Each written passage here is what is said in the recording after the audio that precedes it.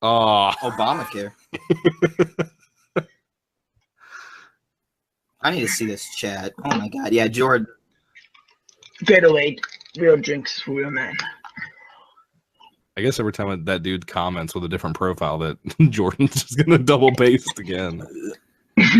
Mr. Plinkett, hello, kids. That's interesting. Wait, what? Speaking of devil, man. What the fuck?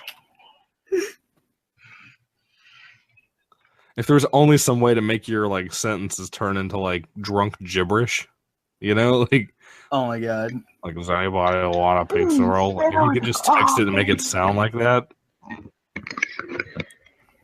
Go back to the fields. Field. This guy spelled pizza roll like it's a board game.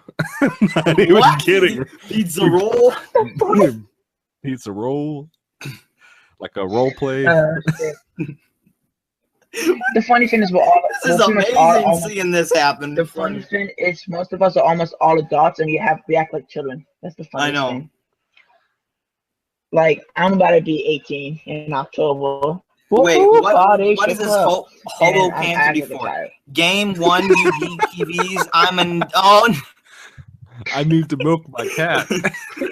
Jeffy, you're a fucking worthless. Brain dead scumbag, that bastard. Shit. Do you guys remember when Meet the Fox? Mental face that should be gunned down in the street like a. Guys, who is you Wuju, remember Meet the Parents? What is this shit? Dude, explain to me who Wuju is. You guys remember Meet the Parents? It's like, I got nipples, Greg. Can you milk me? Oh. If you haven't seen that movie, you guys have no life. I haven't seen that movie. I haven't seen any of those movies.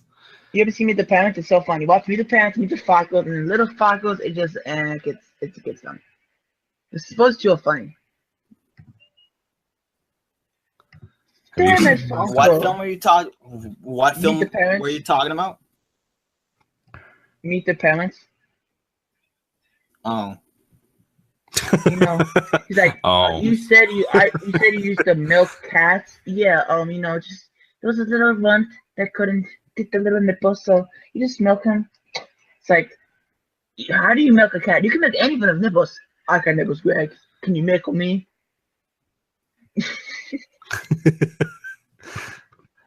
Dude, I'm gonna tell you right now, I never thought in my life that I would love the new Power Rangers movie, but I'm not kidding. As soon as they had the scene where they accidentally apparently jerked off a cow at the very beginning of the movie, I love that movie. Sean hates it, I think. I haven't seen it, but I know Sean hates it. I haven't seen it either, so. Sean, do you hate that? You see, Sean, I don't mean to be a dick here, but Tavia got that on Blu-ray for his birthday, and I know Sean commented and said that movie's a piece of shit. I'm like, you know what? It's Tavia's birthday. Let's not. Yeah. Let's not talk about Sean's life 24/7, okay? Oh, God. Oh. But no, I was just saying, you know, because Tavia does like the film. He grew up with Power Rangers and stuff. Well, I mean, with me, like, I grew up with it too, but, like, dude, I love that new movie. I was so bummed when I heard there wasn't going to be a sequel anymore. I thought it was great. It honestly blew my mind how good it was. Wait, how good is it honestly? How good is it honestly? Like, okay, so it works better if you're a fan of Power Rangers from when you're a child. Like, it's one of those things like Goosebumps. Yeah, like, it doesn't I work grew up unless you with grew Power up. Rangers, Jungle Fury. Like, here, I'll give you a great example as to why I think it's good. At one point, okay, not ever did I think we would hear the theme song, but when we do, it's not a cover, it's not a remix, it is literally the original song from the first Mighty Morphin movie. Here comes the Power Yeah, it's literally the same guitar solo and everything. It was amazing. Wow. Blew my mind, dude. And it came in at the perfect moment. It wasn't some like little cheap background sound effect. Like, no, it was the song, and it was amazing. Huh. Quick question: have you ever seen Power Rangers Jungle Fury? Like, that's the one I grew up on. It's like it's not like I didn't grow up on. Like, it's the one that I remember the most and I enjoyed the most. You guys ever seen that one? No, I don't think so. Power Rangers Jungle Fury. Now, here comes the Power Rangers Jungle Fury. I haven't watched that one. Yeah, those theme songs are so catchy, though. Yeah, they are. Well, like, I still to this day I have the one that's Lightspeed Rescue. Lightspeed Rescue is like really catchy too. Parker, look at your What? stream. Look at my stream. Why? Yeah, you need to look at this. It's good. What the okay? What the fuck? Okay, No let's means see no. what we No got means here. Let's no. do it. I'll say I'm a big fan of Mr. Plinkett here. That's what I'll say. Let's see what the fuck. Okay, it's loading. Load, bitch. Okay, it's basically okay. Scared. What the fuck? Okay, where did I leave? Dark Soul. Okay, Have you seen my Star Wars reviews? Oh yes, I have, most definitely. Can't wait to fuck Mike and Rich later. And this is why I don't What? fuck with shit. Oh, that's oh god. And then he's like 5 middle fingers. Oh my god. STFU, you ugly. I'm not even gonna. You smell right. You guys are. No, you guys are a suck. What? You guys are a suck. You useless fucking show. Enjoy it. No, man. And then like Jordan's like, I'm a pubic hair. I'm a pubic hair. I'm a pubic hair. I'm a pubic hair. I'm a pubic hair. I'm a pubic hair. I'm a pubic hair. I'm a tiny hair. They shave me off and it make me sad and they eat me. What the fuck? That's why life doesn't exist in my book. This is why all generation is fucked. Great example. No, next generation is fucked. Not this. Well, yes, they're even more fucked. Yeah, we're like fucked as much as Donald Trump's wife gets fucked by other guys, and then next generation is gonna be how much Donald Trump's daughter gets fucked. I wanna fuck Trump. I wanna fuck Ivanka. Ivanka. I'm Come gonna on, be really pissed off if Ewan McGregor is not given the role for Obi-Wan again. Yeah, that would suck. Listen, guys, he's my favorite character ever in any Star Wars. Obi-Wan Kenobi from 1, 2, and 3. Even though most of those movies are shit, he's my favorite character ever. I love what Ewan McGregor did to that. He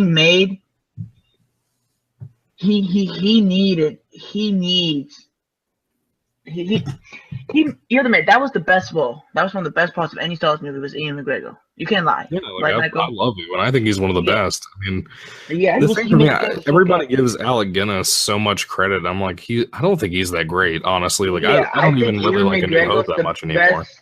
The best character I've ever seen in Star Wars, and I think it was so cool. Have you ever seen him in The Good Son, The Bad Son, whatever it's called, with Macaulay Culkin? How the fuck you say his drug addicts fucking? Is Ewan McGregor in that? I thought it was Elijah Wood.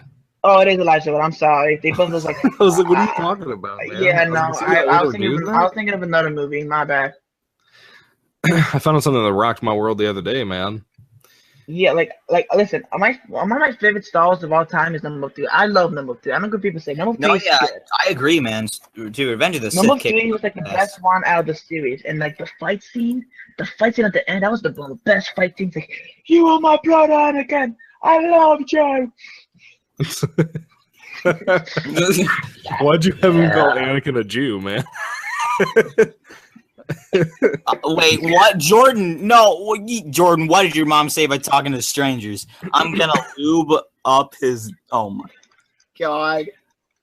Listen, because I think Trump's people talking about lubing stuff up. You should join them. Trump was saying build that wall, and then Jordan's like, I'll eat your ass. And then the hobo cans, like, by the way, I'll tickle. Oh my god, no. I ain't read that to yourself. Doesn't you play Sean? Sean gets nothing. Now he's like, you guys have to help Sean out. What? Guys, tell the people in the comments to help Sean out because he gets nothing. So you need to get something from a guy. So tell the comments to help Sean out. Trump keeps saying build that wall. It's going to be the best thing ever. You know what's best? Your daughter's ass, Trump. Come at me, bro. I'll tell you one thing, man. I bought the newest volume of the Star Wars mainstream comics, and it was awful. It is absolutely awful.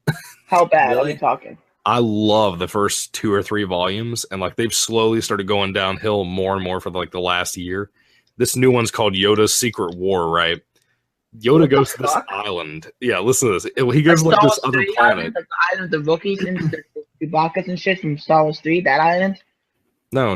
It's not Kashyyyk, man. He goes to some planet, right? And it's a planet that no one has ever seen on any maps. None of his digital maps have any of that listed there.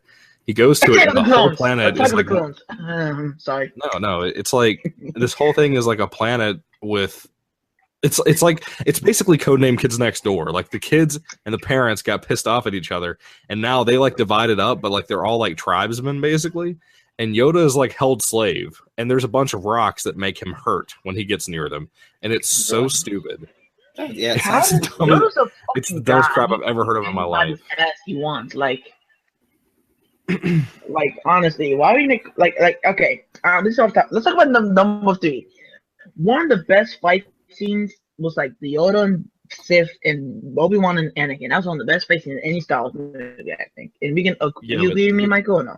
The only thing I hate about it, I mean, I do like that fight, but the only the Sith fight Yoda. And remember the fight scene? It shows Yoda fighting the Sith, and then it goes back to Obi-Wan and Anakin, and it goes back and forth. Yeah, I know what you're talking about. I'm just saying, like, fight scene, isn't it? Like any Star Wars movies, I think it is. Yeah, that's what I said. I think it is, but what pisses me off, I don't know. You guys are probably too young to memorize this or to memorize. I'm not that young. I'm 17. I remember seeing it. No, I mean, I'm not talking about. No, I'm not talking about the movie itself. Like, I'm talking about like the trailer that came out. It was like the first trailer that ever came out for Episode 3, right? We had just gotten a computer like a year before, right? So like we had really bad internet. Like internet was terrible everywhere at that time. And you couldn't get trailers to load up fast enough, right? And I remember specifically in that trailer, them having Vader in the trailer when he rises up on the table and the table stops and you hear his breathing. And they literally cut the film trailer to look like Yoda was going to fight Vader. And I was so excited for that, man. And then I went to see the movie and it was not that at all. Well, I honestly think I still want to see Vader and Yoda fight. I honestly think it's better that he evaded the Sith because that made more sense for the storyline, know what I mean? I mean, it does, but I mean, when the movie itself, like, I like Episode 3 because it's clearly focused on what are the best things about Star Wars, and it's like lightsaber. And it's Anakin's story. Anakin's pursuit to the dark side, which I love. Like, you see him, like, I mean, that's what I love. I love people going crazy. I love seeing psychopaths. It's maybe I'm a psychopath, maybe that's why, but I don't know. I just dig it. Yeah, I mean, that's what I like about it because I'm like, you know, you have Anakin whining for 2 movies, and then you finally get him doing something. You have Obi-Wan being just a complete wuss in the first movie, and then he becomes a pretty solid teacher in the second one. Has a completely different personality from what he had in the first movie. Yeah, because he matured a lot. Like he was like, okay, King Khan Jinn. I don't know. It fucking sounds like a Thai name. Yeah, how the fuck you say that? A Thai fighter's name. For somebody hit the speakers, you know how to say the name correctly. That's weird. But I never hated the prequels. Oh shit, that's Spider-Man 3. Okay, whatever. But no, don't thank you. You can do that to yourself. You do it every night. I don't want that to happen to me. Thank you. Goodbye. I honestly think it was the right move because Obi-Wan knew like I had to step up, you know what I mean? Like I think it was a smart decision because the first one I really didn't like Obi-Wan. I liked him, but I wasn't like a big fan of him. I felt like okay, he's just even a New Hope or Phantom Menace. Phantom Menace, and I saw him in the second one. Yeah. And at the end of the first one, I was like, holy shit, what he did, that he's gonna be something. Then I was purpose, how are you gonna do that in the second one with Obi-Wan and Anakin? And you see Obi-Wan being more wiser, and you see him being more like stick to the code, the Jedi code, and Leia, and then you see in the third one that in the third one he knows Leia and Anakin are dating, pregnant, and that's not supposed to happen. But he knows that, and he's like more like not to the code. So it proves like he's still that guy from the first one. He thinks you don't have to follow that much of the code, and like you can be a little bit, like leeway. Yeah. Because King Khan Jinn, I think there's been times where I think in the first one, I don't remember correctly, but I know Obi-Wan did something wrong, and King Khan has let it pass like it was nothing. Yeah. Right? And like, I think Obi-Wan was like really a father figure to Anakin, or like a brother to Anakin. He was really there for Anakin, and that's how King Khan Jinn was for Obi-Wan. So I think him being like that in the first one made him, like when he changed in the second and third one, made him more like, mature and made him a better. It's not his fault into the dark side. Yeah. Well, no, I mean, like they did some interesting things. There's one comic series that was like 4 issues long. It was called Obi-Wan and Anakin. It's part of the new canon. And I read it, and the story kind of sucks. So don't spend your money on it. But the thing is, they did this really cool thing. It was kind of a weird, cool little revelation about Anakin. He was actually going to leave the Jedi Order when he was like, I want to say maybe 14, maybe 15, somewhere there. I'd say about closer to 14.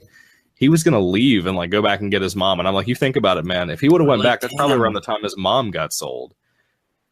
You know, like that's probably around the time she would have been sold to the Sand People and like started getting raped and stuff. Like, can you imagine him being that young and going back and not being ready for that? See, I love that. You know, it's just a few seconds, or no, like a 3 minutes sequence. Not a bit. I love that in Attack of the Clones, especially when the music. You know, I think it's like. You know, where he's riding and he's like trying to find and, you know, search for his mom. I wish there was more of that film. I think we needed that because I'm like, that shit is so, you know, because I don't know, I get pumped, even though it's the shortest, best thing in that film, one of the rarely only good sequences. Yeah. And that, I don't know, it just pumps me up and I'm just like, yeah, fuck yeah. But then it's just, you know, I wish that there was more of that, but. Yeah, and see, that's what I think the comics, well, a chunk of the comics, some pieces of it are doing really well with that kind of thing. Like I said, with Shattered Empire, I mentioned that earlier about it being the story that follows Poe Dameron's parents.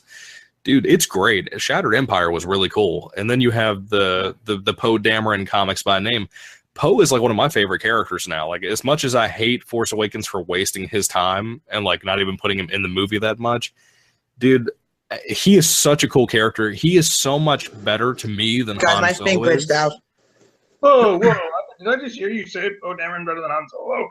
Yeah, just because of what they do with him. I don't agree. So, like, you know how Han always has like this. Did you hear my whole thing? I glitched out, kind of. Like, okay, so I've been reading the Poe Dameron comics, right? And like the thing with him is, to me, I like him more than Han Solo because where Han is very like apprehensive about working with people, literally Poe is the leader of an X-Wing squad, and they don't touch on that much in Force Awakens. And again, this is like an EU thing. They don't touch on anything in Force Awakens. Yeah, but dude, the characters in it are really cool. Like they have one of the best Star Wars bad guys ever. I think his name is like General, like I forgot his name, but he's like Snoke. What? General Snoke.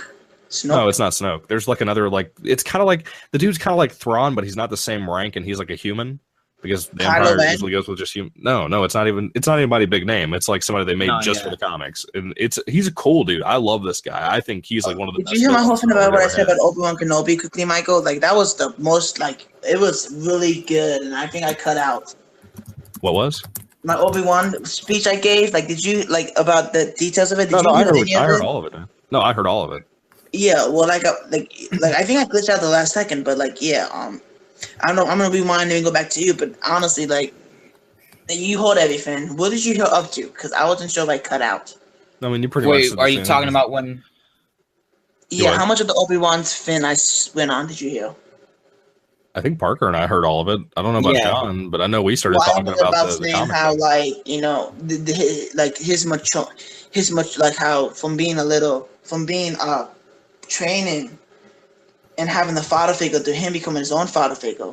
And I was saying how before I cut out, I said this. I said, if Obi-Wan would have pushed for Anakin to be a Jedi, the part of the Jedi circle, and would have fought for Anakin more, I think Anakin wouldn't have been to the dark side. You know what I mean? Yeah.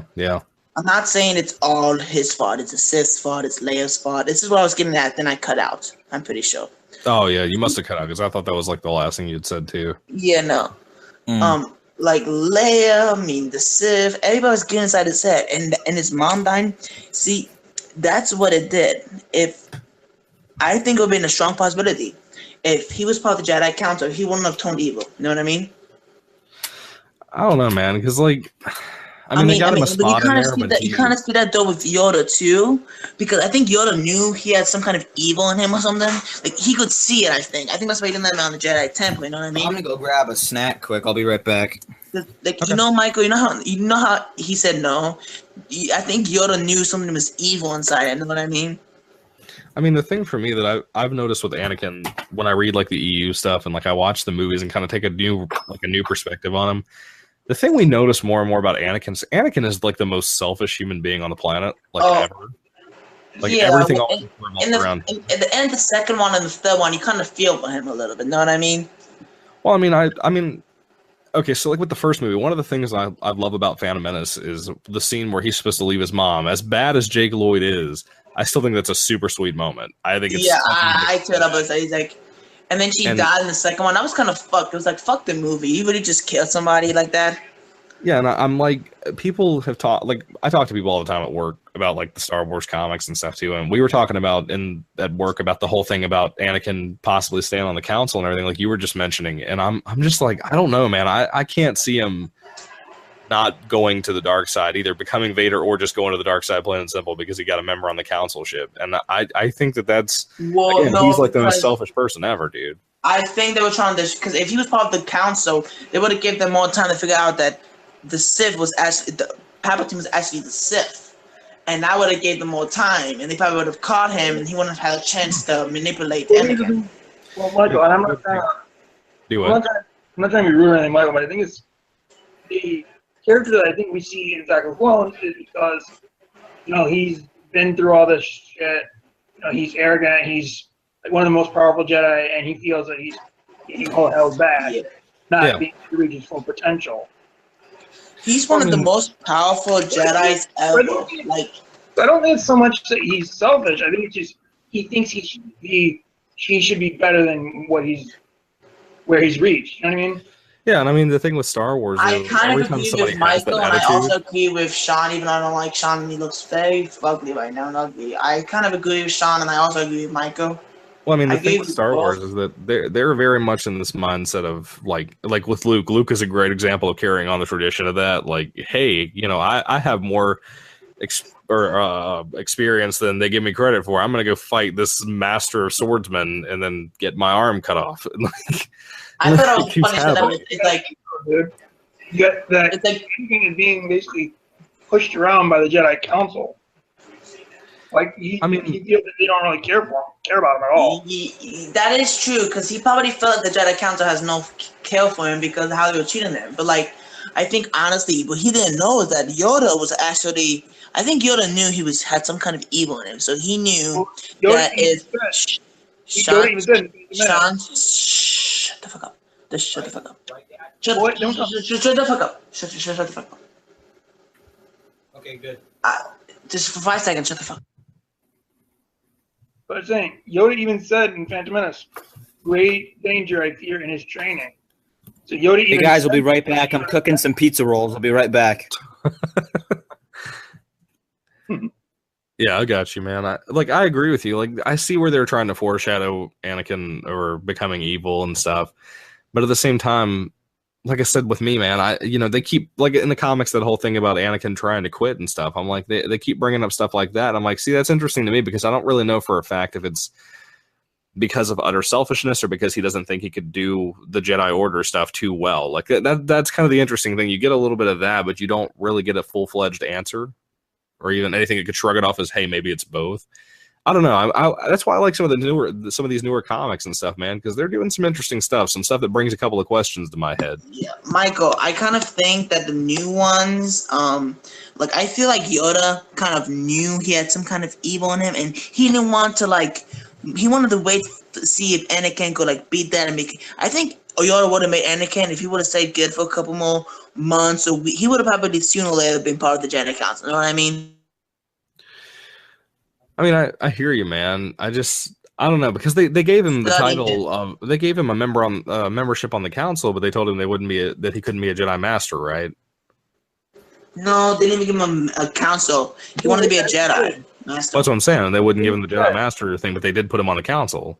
Windu said. No, they didn't. Not in the movie. I'm pretty sure that's what they said. Like a master. Do what? Oh god damn! Windu said. Fucking good. Council. But we do not grant you the rank of master. Yeah, that's what I was saying. I can't hear what you're saying. Anakin goes over and sits down. Hey guys, what's happening? I'm not. We're talking about Anakin and stuff. But hey, Sean, do you mind doing a favor for me, quick? He's like, it's not fair. Yeah, I mean, it becomes Anakin being too selfish. Well, it's not that. It's because Anakin even says that it's never been done before. Sean. Not be a master. I mean, that's fine. It's a break from tradition. Hey, Sean. Yes.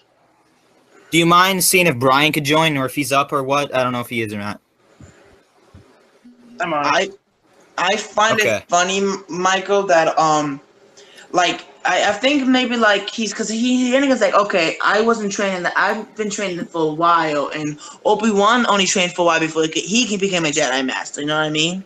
Oh no. Yeah, but like if you look at it, Michael, okay, I think Anakin was a Padawan longer than Obi-Wan was a Padawan. Don't you think so?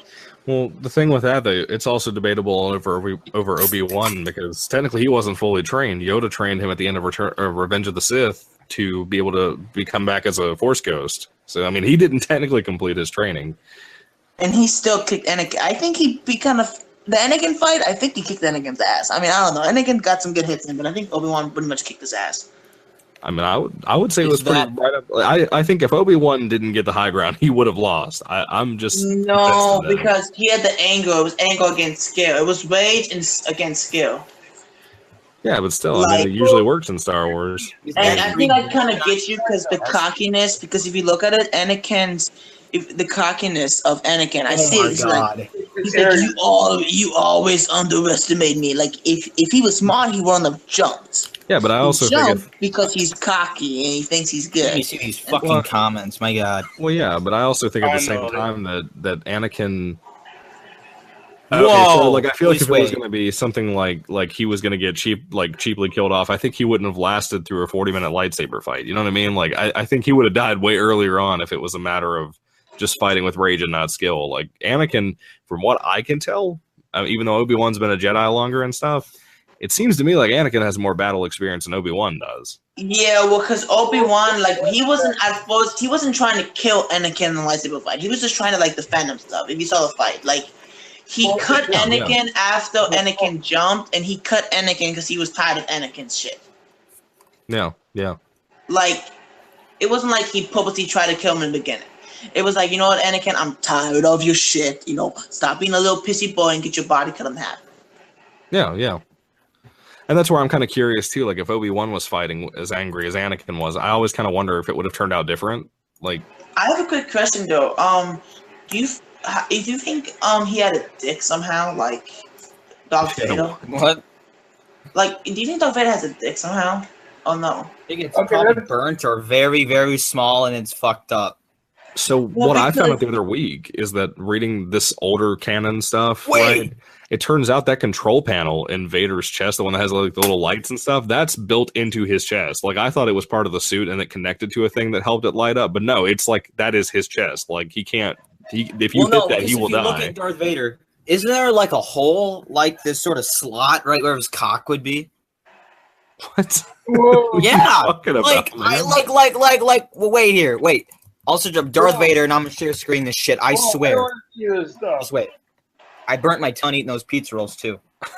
I have pieces of boned ass pizza in the Just wait. I swear. I swear I'm not dreaming this. Sorry, Sean, I couldn't hear you. I'm actually about to watch Star Wars 3 right now as we speak. Thank you for that. Sean, what were you saying? I was saying, just like you, I always thought that was the control box, what do you call it, was actually part of the uniform. I didn't know it was. Yeah, because it blew my mind. Because I also thought that the neck piece, like I always thought for some reason that Vader had to keep the suit on all the time. Like I don't know what I was thinking, like how that would be hygienic, but it turns out that's not the case. Well, in Rogue One, okay, you see this shit. You see this shit. Yeah, but I thought I thought we would see like the neck piece. And oh my God, Parker! You see that shit? It's like a little door. I know that's a fucking costume, but still, why would it be on a costume? And you see, I'm trying to find a full body shot of Vader. I know that sounds kind of weird. There he is. There's one right there where he's holding his belt. Look, this for what the fuck? What the fuck? Like, look, like what the fuck is that there for? It's got to be for his cock. It's to protect it because it's very weak in soul.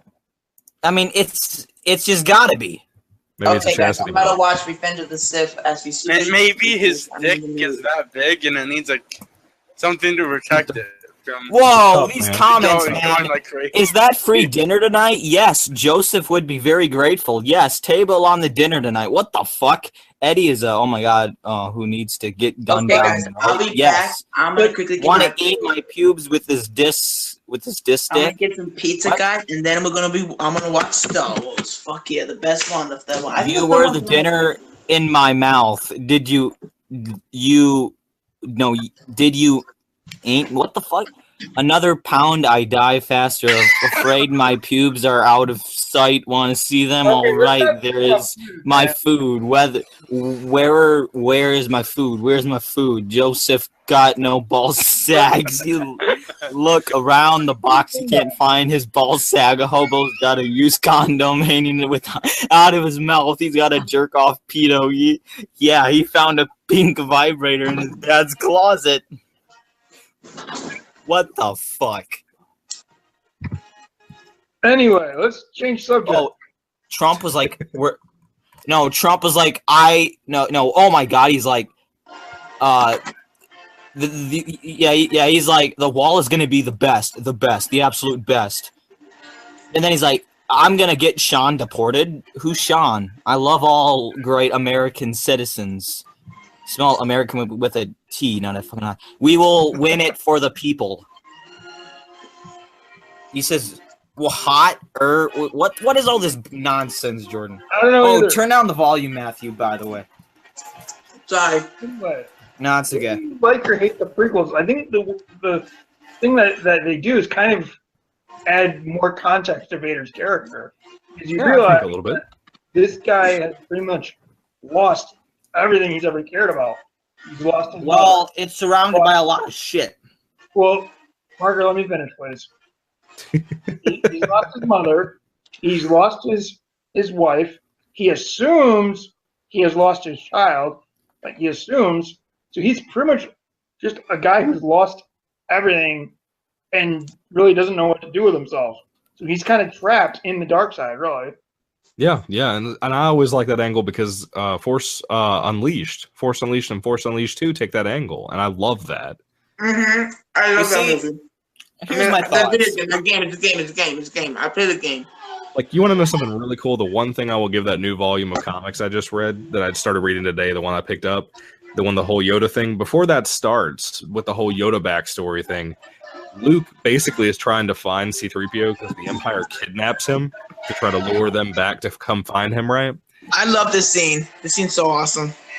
Basically, it gets me because basically Vader commands the Stormtrooper group kill C-3PO, or just to dismantle him, actually. It doesn't say like kill him, but he just tells him basically to destroy the thing. And this is the same C-3PO that we know he built. And just the way he says it, you can feel like this is him trying to get rid of everything in his past altogether. Well, You know what so I think? Tell me if you agree or not. Michael, to be fair, 3PO has different armor than when Anakin last saw him. Wait, what? I was just saying that 3PO has different armor than probably when Anakin last saw him. I mean, not really. He was golden plated in Revenge of the Sith, wasn't he? Or was he silver plated? I can't remember. He was gold. Yeah, Is he gold? In Yeah, number one, he was they the protected best prop, and then in number two, he was Solo, and then in number three, he was gold. Yeah. You're right. And even in the micro series, he got his gold armor. George Lucas did not make Star Wars. I'm sorry. Now that I think about it, it's like 30 years after Revenge of the Sith, so maybe he wasn't doing it that way. But the way he said it, it made it like maybe it was like a reminder. Like he was like, "Yeah, I built this model and created it myself." Maybe it was one of those things. Like he was having an anti-nostalgia moment, something like that. But it was pretty cool, dude. I don't know if you guys heard me, but I said George Lucas did not make Star Wars. Oh god, you have no idea. Have you read that graphic novel based on his first script for A New Hope? He take credit for it. Oh my god, dude! They took the first draft that he ever wrote of A New Hope, and they turned it into a graphic novel. It is the most horrifyingly stupid thing I've ever seen in my life. Exactly. You talk about the prequels. You talk about the prequels being bad. Han Solo is a giant green alien with a big jaw. It's borderline experimental. Dude, it is horrible. Like, all the good guys have red lightsabers and stuff. All the bad guys have, like, white lightsabers. Like, nothing, even the symbolism in it doesn't make any sense, dude. And Luke Skywalker is an old man, and his entire body, basically, is nothing but, like, metal stuff like Vader would be. There's literally a scene in the book where he rips his shirt off, and it's nothing but metal underneath, and he screams something about not being human anymore. It's so awful. I would have loved to have seen that. Oh, That would have been great. the guy that's supposed to be basically Darth Vader, like the front cover has a picture of him, and he basically has the top piece of Vader's helmet, but like everything else, like the piece that goes around his neck and like the face piece are both gone. It's just like a dude with like a cosplay of Darth Vader's helmet on top of his head. It's so awful, dude. That's what I think is George Lucas. He has some ideas, but you gotta fix his ideas, okay? Exactly. He's an ideas man. That's as good as it gets. And then, I think that, see, I don't think he should take full credit for Star Wars. That's why I'm so pissed about those special editions. Not because they just added stuff, because it really is not his place to do that. Yeah, and they said, like, with Empire Strikes Back, they said he was never on the shooting scale of that, and then he hated that when Lawrence Kasdan, his film teacher, put it out. And you know what's funny as fuck? Empire has the least changes. Yeah. And I think it's because people like that one the most. It makes so much, and that's why Empire's, and see, like, Return of the Jedi I loved as a kid. Now, it's okay. I wish they concentrated more on the Vader and Luke stuff, because that has the emotion, and that's where all the story is.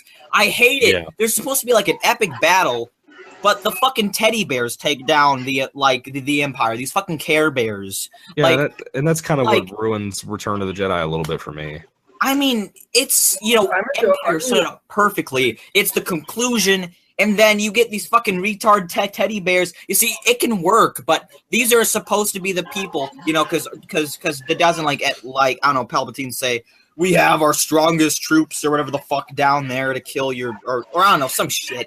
And then a bunch of teddy bears kick their asses. It's just too cartoonish. I want some epicness. That's why Return of the King is the best fucking conclusion to any fucking trilogy. Fuck Return of the Jedi. I'm sorry. I may be the asshole here. I may be the asshole here, but I actually like the special editions. Huh? You like what? I like the special You like editions. the Jungle Gyms? No, I said I like the special editions before 5 and 6. I mean, I don't mind them. I think like the Han Solo thing about changing him shooting first, that's ridiculous. That should never have been touched. But everything else, I'm kind of like, I don't care if the Ewoks blink. See, he made some of the stupidest changes that really didn't change any. It's like, why? It's like, let's make R2-D2 and add more rocks in front of him. I'm like, what the fuck? Well, like, did you see where today they've like revealed what the Jawa's faces look like? Oh, they did? Yeah, and dude, it looks like a little turtle. Like, I'm not even kidding. Like, I'm getting more and more turned off because of stuff like that. Like, I can't even respect Disney now because of stuff like that. Fuck Disney. Fuck Disney and their progs or whatever the fuck they have too.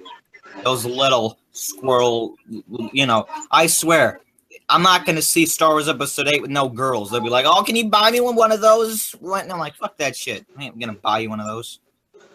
Sean, I did the same thing you did. I saw Return of the Jedi and Empire as special editions, but I didn't see A New Hope like that. I actually saw that later on. I own that as the Blu-ray now, but I had a VHS from like the 80s, I think, that was just A New Hope, and it had the original version. Because I remember when they came into the city, into the Mos Eisley, I remember specifically when they came in there that there was nothing blocking that, and no one on the internet had talked about that at that point. And then years later, somebody was like, yeah, they put this giant ugly beast thing in front of it to block its way when it's going through. And I was like, I knew it didn't look right when I bought it on Blu-ray. I knew something was wrong with it, and I saw that shot. A quick thing, guys. I just saw a scene where, like, it was funny. It was fun, like, big butt and little butt of scene, like Anakin and Obi-Wan. They're in the space, and then R2-D2's fighting a droid on the top of the plane. That's called a buzz droid. Yeah, to get him, R2. And then all there, he's like, what did he say? He said this. He said, he's like, I forgot what he said, but, you know what's weird? This what just showed up is those little buzz droids. There's droids that, like, can roll and has a force field. Why didn't I bring those back? I don't know. I guess it's because they got completely away from droids. I feel that would have been so much better than having clones. Yeah, well, I mean, that's the thing. I think that's like the whole idea of why they went away from clones, because not clones, droids, because like clones are easier to program or something like that. I don't even know how that makes sense, but apparently to them it does. Yeah, and okay. And I don't mean to start a heated argument, but that's one of my problems with Finn's character. What? They say that they're programmed from childhood, like they're stolen from their families and reprogrammed, brainwashed, whatever, from childhood to be these obedient killing machines. But yet somehow, for no reason, Finn breaks his program. Well, second, in the original trilogy, that was not even what they fucking said. They clearly had different voices, different heights. And second, the prequel said that shit. And second, or no, I don't know. I don't even know. Fuck it. Also, they said in the film, he's got that number name, like a serial number, whatever the fuck. It's because they probably fucking stop cloning people. They obviously said that. They're like, should we go back to cloning? There's a line in there, something like that. Where Kylo Ren's talking to like that guard guy, whoever the fuck. General Hux. Yeah. And they clearly state that. I mean, I kind of see what Sean's talking about too, because I was thinking the same thing. I rewatched Force Awakens like 2 weeks ago, and I was thinking the same thing then. Because when I watched the scene, it's almost like Finn was going to go ahead and do the mission. It was almost like badass. It was almost like as soon as that blood got wiped in front of his face, that like it was like the brain. It was like he was an actual soldier that was gonna do all the killing and stuff. And it was like as soon as he saw the blood on his face. As soon as he saw the blood on his face, it immediately was like he just stopped in place, and it was like the way they play that scene out. I can't tell if he breaks out of it or if like he was hesitant already going in there and then decided not to do it. Because like when we're in the ship itself, when we're seeing the stormtrooper standing like arm by arm, like getting ready to land and get off and go kill everybody, when that scene happens, nobody's shaking, no one's trembling or freaking out or anything. And I like I said, I just can't tell if that's like supposed to be a thing. Like he was like brainwashed. I'm like, I can't figure it out. Yeah. I don't know what they're doing with that. But again, I don't even like Finn that much. Michael, quick Finn, guys, have you seen or what? Quick Finn, Michael. Did you see that scene I just showed you about R2 just killing those 2 droids, those big droids with the machine guns? Yeah, that's like one of the best parts of the movie. Yeah, I'm like R2's a badass. Honestly, he's just a badass. I don't care what nobody says. And see, that's the one thing that I absolutely cannot stand about Star Wars is I think C-3PO and R2 are like the most annoying people on the planet. Like, I can't stand them. The older I've gotten, the more I can't stand them. They're like how people describe Jar Jar. Like, I ignore Jar Jar, but like those two physically irritate me. Like when Force Awakens, 3PO pops up and ruins that United moment. Like, I was just like, oh my god, I'm done. Like, don't you guys find how ironic how Obi-Wan's outfit is like white as 10 and Anakin's is all black? Yeah, symbol. Called foreshadowing. Also, wait. See, you can tell it's a green screen. Have you guys seen Red Letter Media's Rogue One review? I love that review. I watched that 2 days ago. It is, man. Remember the beginning when they like go like, oh, I know what that is. It broke new ground and all that shit. I swear, I'm gonna be that guy when I see Star Wars Episode 8 with a bunch of Star Wars nerds opening night. Once they like show the Falcon or show some shit, I'll like quote some Red Letter Media stuff, and honestly, I'm gonna go fuck. I'm gonna be like, who wants some pizza rolls? I'm gonna bring some fucking pizza rolls. It's gonna be fucking great. I know what that is. I applaud it for being different. What it just seems like it's one of those. Remember this? It's like this movie. I do remember Darth Vader. Exactly. I do remember Tarkin. I do remember the fucking Death Star. I do remember my Mothma, Bail Organa, R2-3PO. I remember all this shit. You can say the same thing about The Hobbit. That's what a fucking thing is. I'll fucking know. Okay, so my method that I'm thinking of, I'm convinced that either Rey is going to be the continuous good guy and get her hand cut off or arm or something like that, or I'm convinced that Kylo is going to end up being the good guy and she's going to become the bad guy and he's going to get his hand cut off in Last Jedi. I'm convinced one of the two are going to happen. It's going to be one of them. It's going to not have another limb cut off, please. They're going to do it. They did it in the. Do what? Sorry. It's like no, it's fine. It's like the signature thing they do to like not like to. I mean, I don't even fucking know. It's like they do it in the what? I'm not defending it. I'm just saying they do it a lot. That's all I'm saying. We didn't bring up the fact that they cut off Anakin's arm in Attack of the Clones. There was a story reason for that because in Return of the Jedi, when Vader got his arm. No, yeah, I know. He had to mount the wires. So that had I'm not saying it's.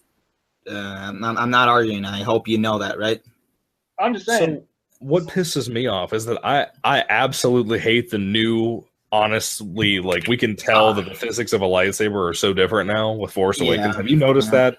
How you get tapped with it and it hurts you, and it doesn't go through you like it always did?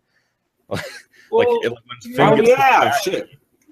He gets sliced up the back, and I'm like, there's no reason why Kylo couldn't have cut him right in half, man. Fucking dead.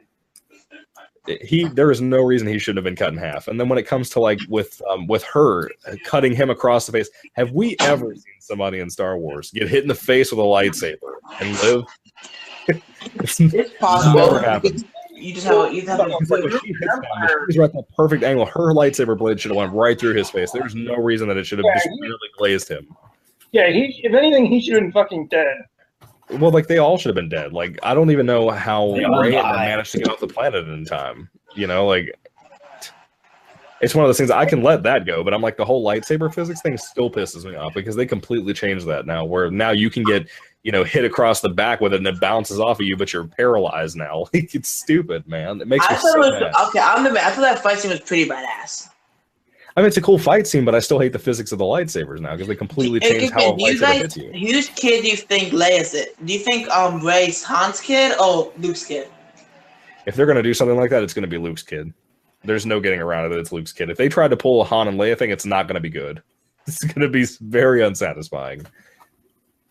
Well, if they because I don't think they can keep stealing all the stuff from the old canon and getting away with it. I don't think they can do it. Star Wars is dead. Yeah, pretty much. Yeah. Put it this way: if they try saying that she's Han and Leia's kid, that would be bullshit. Because you'd think Kylo Ren would be able to recognize his sister, but he doesn't. And that's what gets me is when people mention that part, they're always like, "Oh, well, you know, he got mind swiped," and I'm like, "No, don't bring that into canon. That's stupid." So, do you think any of the people knew Luke had a child? If that's Luke's child or something? I'm curious. I've been hearing rumors that people said they want to bring Mara Jade in this, and I really don't want Mara Jade. She's so boring, dude. What do you mean, Mary Jade? Like Mary Jane Spider-Man? Okay, no. Mara Jade is Luke's wife in the books, and she gets murdered by his nephew. Basically, Kylo Ren in the movies, like if he and Rey end up being brother and sister, then Kylo would end up ruining and killing Luke's wife, Mara, and that's pretty much what they would do. And they're not going to do that. I'm convinced they're not going to do it. Arguments. Let's say Rey is Luke's kid. Yeah. All right, just for the sake of arguments. Yeah. If that ends up being true, then Luke's a fucking dumbass for leaving his kid behind. Well, it could also be argued too because that one dude that is 4 portions, that Simon Pegg dude, like what? Oh yeah, it could be debated because in the flashback when Rey is seeing in her past, he's the one holding her hand, and you got to think, well, why is he holding her hand? He's not her keeper. You know, she's not living with him or anything. So I'm kind of like, well, either we don't know something in that aspect, or but they made purposely made her live there so she could be safe, maybe. Maybe. Well, again, who did that dude contact when? Maybe Simon Pegg's a good babysitter. Okay, but again, maybe Simon Pegg made her have a hard life. Okay, but here's the thing, though. This isn't like when Luke and Leia had to be split up from the Empire because. Oh God, they're doing it. It's rehashing again. I mean, it's sort of. I swear, Luke. No. Rey and Kylo Ren are going to be related somehow, and Luke Skywalker's gonna die in Episode 8 as a cliffhanger, or in Episode 9. Oh no! Yeah, it's gonna happen. No, what? It's gonna happen, dude. Yeah, there's no way. Exactly, he's gonna fucking die. You know what? Mark Hamill himself, I think, doesn't want to be in these films. I think he's disappointed. Oh, I'm convinced. Have you seen the interviews from Comic-Con this year? Yes. Oh my God, he looks depressed as hell. He's like, the thing is, Kathleen Kennedy even fucking cut him off. Yeah. She's trying to cover their asses. Yeah, because they know what they're doing. And like I said, they're doing the same thing with the comics now. And people, all right, so I read the first couple of books when this new canon started up, and they're awful, the newer books, because of how bad they were. And the comics are doing that off and on. You'll get one like Poe Dameron that's all the new stuff, and it can be good. They have touched almost nothing from the prequels. Almost nothing. They won't even go near. They don't even, as far as we know, the Old Republic doesn't even exist. Wait, but what was that fucking planet that they blew up, and didn't it look like Coruscant or something in The Force Awakens? Why do you think they were blowing it up? Oh my God. backlash, dude. I mean, because to me, like all Star Wars planets, the only difference between any of them is the weather, and then again, there's like 5 different snow planets. Like, I don't even pay attention to what. Like when everybody was arguing over whether that was Vader's castle on Rogue One, like I was like, I don't care. I don't know, but I don't care either. Do you guys remember in number 2, the Lost Planet and the little kids? Do what? The little The kids what? in number 2, like when he was trying to find that planet and it was a lost planet. Oh, you mean those little Jedi kid things that? Yeah. Lightsabers? I thought it was dark as fuck when they kissed. Like when he said, "You here to help us?" and if they want, then he get killed. Like that's dark as fuck. That was a sad moment, man. That was Killing dark. kids, That should have. Then they released it. I heard once they made it rated R, and then they changed it back to PG-13. Is that true? I heard something about that. They made it rated R, and then they changed They it back actually to showed him slicing up kids. No, that's illegal. You can't do that. Yeah. Well, But I the think thing is that one time it was rated R, and then they changed it to PG-13. I know one time I saw it being rated R. But see, what I've always wondered, and this is the thing I've never gotten an answer for, and I've always wondered this since I started reading the EU stuff. I never got an answer. What was going through Anakin's head when he was murdering children, when he knew he was going to become a dad? Now I can understand killing men and creatures and stuff, but think of it. You know, would you, if you were or if you had a wife that was pregnant, would you actively go murder someone else who was a tiny little like 5-year-old, let's say, you know, knowing that you're getting ready to have a kid that's going to so nobody bullies my kid. Yeah, and it's almost like that scene. It's not like meant to look like this, but it's almost like this weird way of thinking. Like, you know, that's almost like a pre-confrontation with Luke, like in some regard. It's like, Dad, why you kill all the genius? Well, yeah, you're right. He was told to kill all the Jedi in the temple. Yeah, because like I always in the temple. Well, that's true. I didn't think of. Well, then again, though, those kids aren't Jedi. They're being trained. They're still apprentices. So, well, I mean, you know what's funny? Tomatoes. Maybe one of them turned into the Asian guy because the Asian guy doesn't have a lightsaber. He just talks to the Force. But here's the thing, though. Maybe Anakin sliced his eyes or some shit, or the lightsaber came so close to his eyes so he's blind. That's my new fan theory. Well, you know what my fan theory is? Kylo Ren would be blind as a bat. My fan theory is that Luke Skywalker will not have a lightsaber at all. I'm convinced that they're going the Yoda route, and that he even dresses like Yoda. I'm convinced I that think he's going to just, do the Yoda route. Dude, he's dressing like he woke up in the morning getting a cup of coffee. And it's going to piss me off. I'm going to be honest with you, because they've already tried to give him back his blue lightsaber. Rey is holding it in every single photo that's been released for that movie. And at the same time, I'm like, okay, that's fine. Let him have his green lightsaber because that's my favorite anyway. But if they don't even have that, from what I can tell, on his belt, when they show him in Force Awakens, he does not have one on him. And so maybe his stuck to it. Maybe Mark Hamill doesn't want to do the movements. Not explained. It's you know what I'll do? When I graduate high school and I stand on the thing and I grab the thing or whatever the fuck, and then I'll stand right in front of the speaker, and here's what I'll say right before I exit the building. Star Wars is dead. I'll just walk out, you know? It'll be great. It'll be great. I want to see the reaction on their faces. And then it's like I'm in your school park, and I'm just still going like this. Yeah. Parker, you know something? Dude, what? Okay, earlier you were talking about making me an Iron Man suit, right? Yeah, I'll make you an Iron Man suit. Okay. When I was at my graduation, I was standing in the line to walk out to the auditorium. Yeah. And I had this idea of, you know, Iron Man 2, where Tony had that grand entrance where he just fell through the Expo in the Iron Man armor, and then it basically undressed him. Yeah. That was the idea I was going to have for graduation, where I was in Iron Man armor. I dropped through the auditorium. You're going to break the building. What drugs are you on, Vado? Like, that's actually going to happen in real life. No, I was fucking cool if it happened. That would be pretty cool, but probably won't be happening. That would cause a lot of money, a lot of school damage. You probably go to jail for damaging school property. You'll be a new act of terrorism. Flying an Iron Man suit into a school. No, but here's the thing: I would hover above the auditorium, wait till they hear my name, wait till they say my name, and then I'd go right through, and then Can't wait to hear Trump's tweets after that. I would drive through, get my diploma, and then shoot right back up. Oh man, That would Cancel is contagious. You know, a lot of my friends are saying we could just skip graduation and go out and into the woods and camp. And I'm like, and do some Friday the 13th type shit. Skip graduation. It's like they prank you. It's like, yo, man. And then I come out of nowhere, like, as Jason, you don't know it's me. And then at the last second when you think you're dead, I'm like, surprise, motherfucker! Come on, that would be the best prank ever, wouldn't it? Yeah. Oh, you just see me, my face out of nowhere. You're like, what the fuck? Yeah. I was looking at Star Wars, man. These new movies are just disappointing to me, really. You see, I still like The Force Awakens, but I just feel this impending doom of we're entering. I feel The Force Awakens is pretty good, in my opinion. Well, Parker, you gotta think. Before it was every 3 years we get a Star Wars movie, so there's all that anticipation built up. But now that it's every year, it's like, fuck anticipation. Well, Star Wars is supposed to be like an event. It's like Christmas. Exactly. Okay? Yeah. That's why it's every 3 years. And it's not an event anymore.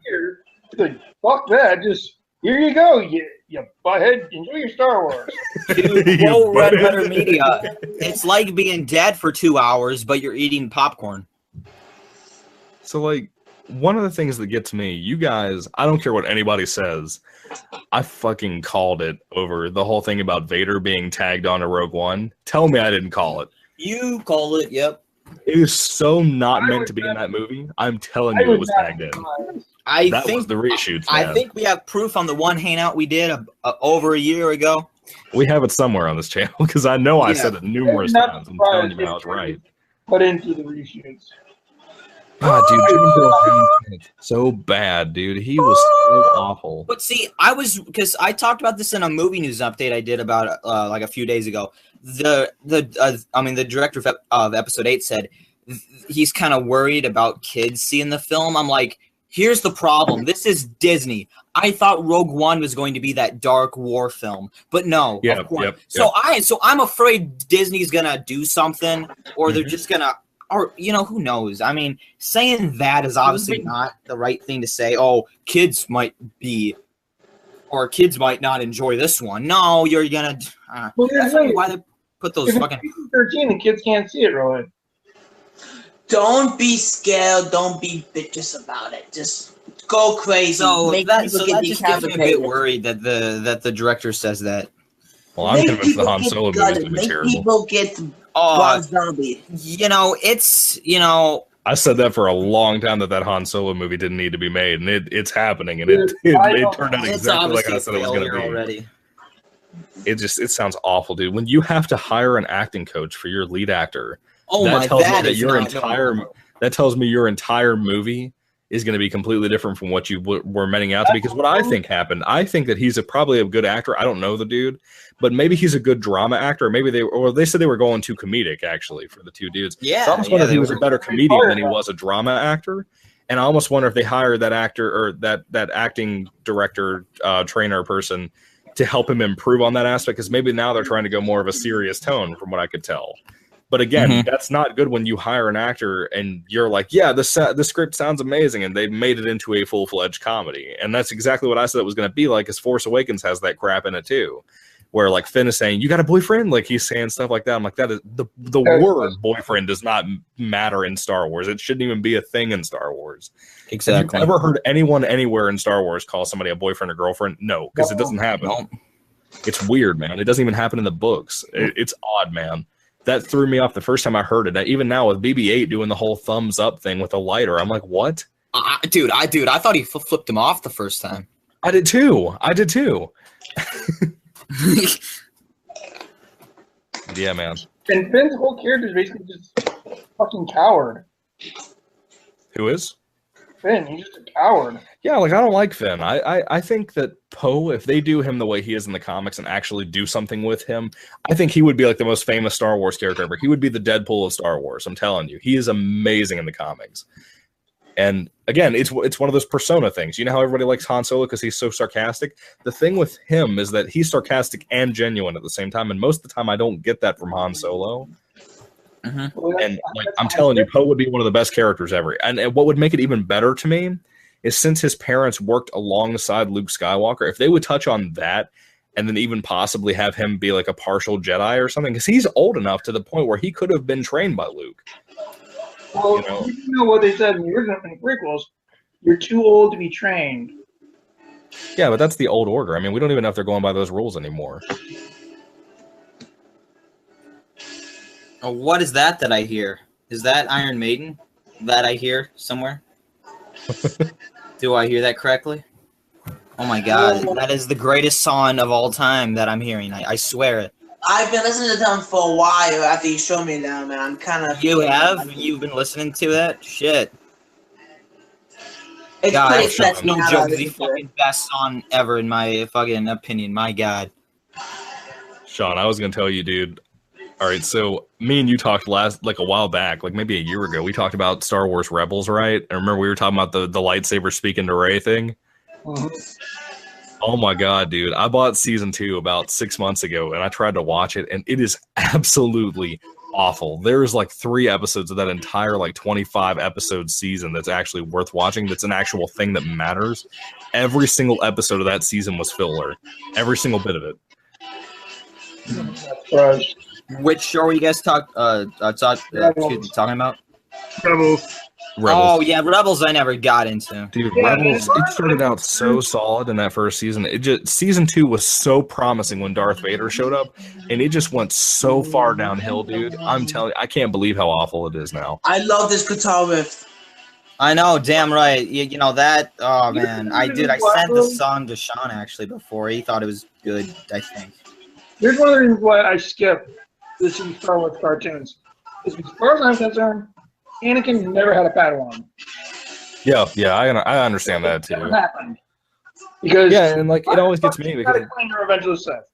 Yeah, and it contradicts Revenge of the Sith too, because it's like, well, why won't you give him Jedi Master as a role? Because you gave him an apprentice. You approved that, Council. So why wouldn't you just give him the Master?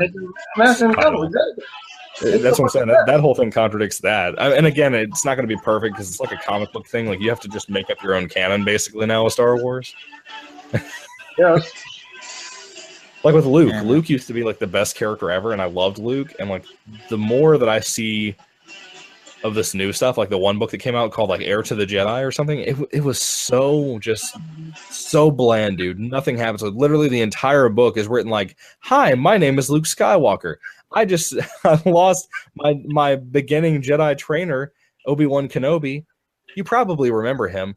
He was a sweet guy." Like that's basically how the whole book is written. It's all in first person, dude. It is horrible. Wow. What's the thing you never read it then? You what? It's a good thing I've never read it. Oh, I didn't finish it. I read like the first 50 pages. I didn't finish it. It was like a 300-page book, dude. And I was so done. I can't read it. There's a Darth Vader and Emperor Palpatine book called Lords of the Sith, and it's the worst thing I've ever read from Star Wars. You what? What the heck song is that I'm hearing? Dr. Dre, Daddy's locked in my basement. This women love and same shit. I'm sick of him. Look at him walking around, grabbing his what. Episodes 4 and 5. You what? Heir to the Jedi takes place in 4 and 5. Yeah. I mean, all the comics do now too. Most of them. It's such a bad time frame to have it too. Like they had Luke Skywalker and Vader's first lightsaber fight in the middle of between episodes 4 and 5. Like, see, you ruined the big build up too. Yeah, that makes no sense because the first fight was, and I think it happened twice too, dude. And again, that's just leading up to now. Like Luke is reading about Yoda. He doesn't know what Yoda looks like, but now he's reading in Obi-Wan Kenobi's journal about Yoda. And I'm like, okay, well, again, that ruins it even more. Where did this journal come from? Who, Obi-Wan's? Yeah, where did this journal come from? Well, this part was actually kind of cool. He actually went back in like the first couple of volumes to go back to Obi-Wan's old hut, and it turned out the Empire found out that Obi-Wan's little hut hideout thing was there. And like basically when Luke got there, Boba Fett's waiting on him. and he gets in a fight with Boba Fett, and it is like the coolest thing ever, dude. It was a really cool. It was one of the best comics I've ever read in my life. It was amazing. But he gets the journal there basically, and he starts reading it and learning stuff about like Qui-Gon and Obi-Wan. It's pretty neat. I mean, I like it. It was good. It's not great now. What happened to the journal? Did it get destroyed or something? 'Cause it's not an empire. Well, that's what I was wondering too. I was kind of wondering when that happened. You want to hear one of the best guitar openings? I love the guitar opening right here. Listen.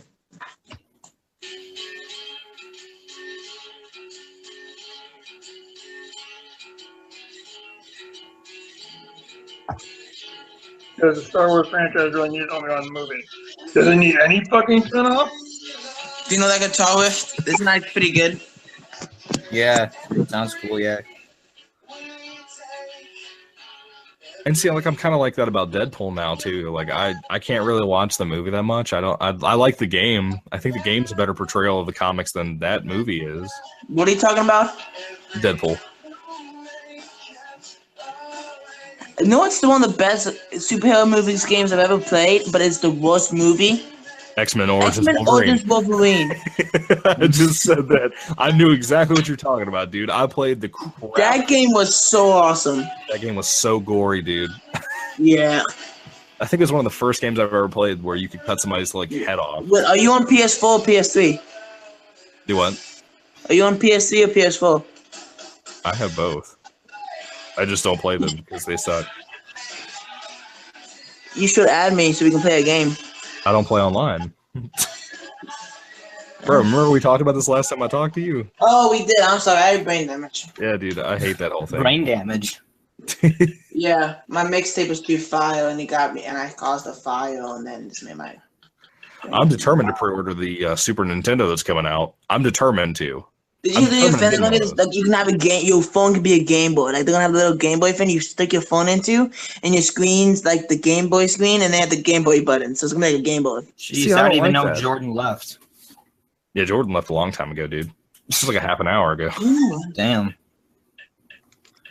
But yeah, I don't like the whole like using the Game Boy thing on your phone. Like for example, I downloaded Vice City Stories. No, it's regular Vice City. It's gonna be like a regular game. No, it's gonna be like a regular game, but like they're gonna have the Game Boy thing. You stick your phone into it. It's like a Game Boy controller, but it's like on your phone. So how your phone is the screen, but it's like only the top part of it. So it's like the same size of like regular Game Boy, except you just plug it into a Game Boy controller thing. Yeah, well, I'm talking about something that's kind of like that. Like I just got a comment on one of my videos. It was my Q&A I did back in July 14th before we did like the Nerd Pack 1 year anniversary special. And then the Mighty Raccoon says, "I wish my fingers were as long as yours."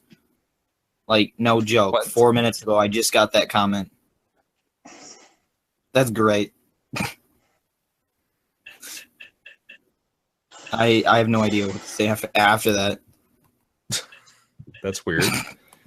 Wish my fingers were as long as yours. What the fuck? Maybe he was talking about Tavia.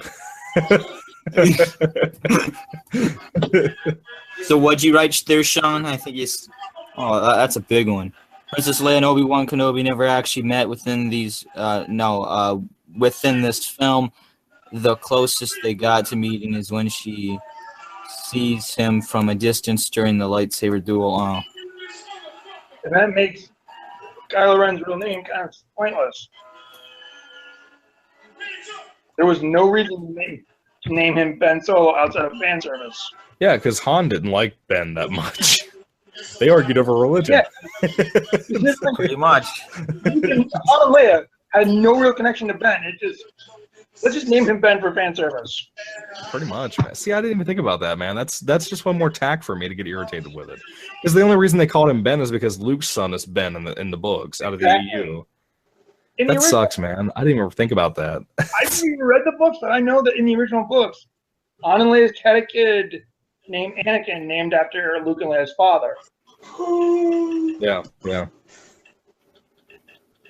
I mean, you talk about that. It's like one of those things, like when GTA 5 came out, and they were like, we're going to take part of San Andreas. Like, that pissed me off so much, dude. And Star Wars is slowly but surely doing the same thing that's making me mad. Like, to the T. They're just taking fragments and putting it in other places. Like, I'm convinced here soon they're gonna take what was I trying to say? Like, I feel like they're gonna start taking elements of stuff that I actually like from that world, like the Star Killer kind of thing, and not calling it Star Killer. You know, not having him be a clone. You know, not having him like be an apprentice that was found as a child and stuff. Like, I'm convinced that's coming next, and it's gonna piss me off. I just feel it. Well, of course they're not going to call him Star Killer because they already used Star Killer. Yeah, and that irritates me too because I'm like, why would you do that? Like, why would you literally take the name and put it in there just to have fan service even more? Even though it's a ship instead of a person, but still. No, the Star Killer was the big, huge, giant planet Deathfall. That's what I'm saying. But, like, Star Killer was the killer dude, like that Vader's apprentice. Like, yeah, and how the hell were they able to convert an entire planet into a fucking weapon? How is it even possible? See, and I couldn't figure out if they just built the thing and then planted plants on it or what. Like, I never could figure that out. It's See, that's my problem with 7. They don't explain shit. This is probably one of the best rap posters coming up right here. One of the best rap posters I've ever heard. Here's what I think it is. I was close but now my future product and Christopher's new haircut. Bruno Mars scales fucking different fucking little butts in the same car. Yeah, what's in the other direction and not explaining damn thing? I mean, I want to give them a chance to be able to develop some stuff because they've only put out one movie for the new trilogy. But I can tell I'm not going to like what they're going to do. I can already feel it. You know what? I think this December, when we all come together and talk about The Last Jedi and do our speculations, our spoilers, and all that shit, let's see what Bow Wow. We're gonna be super fucking divided. I haven't seen little Bow Wow in like a long time. Jesus. But let me tell you, it's gonna be crazy, but it's gonna be a lot of fun. Like last year, we did tons of podcasts just about Star Wars. It was nuts.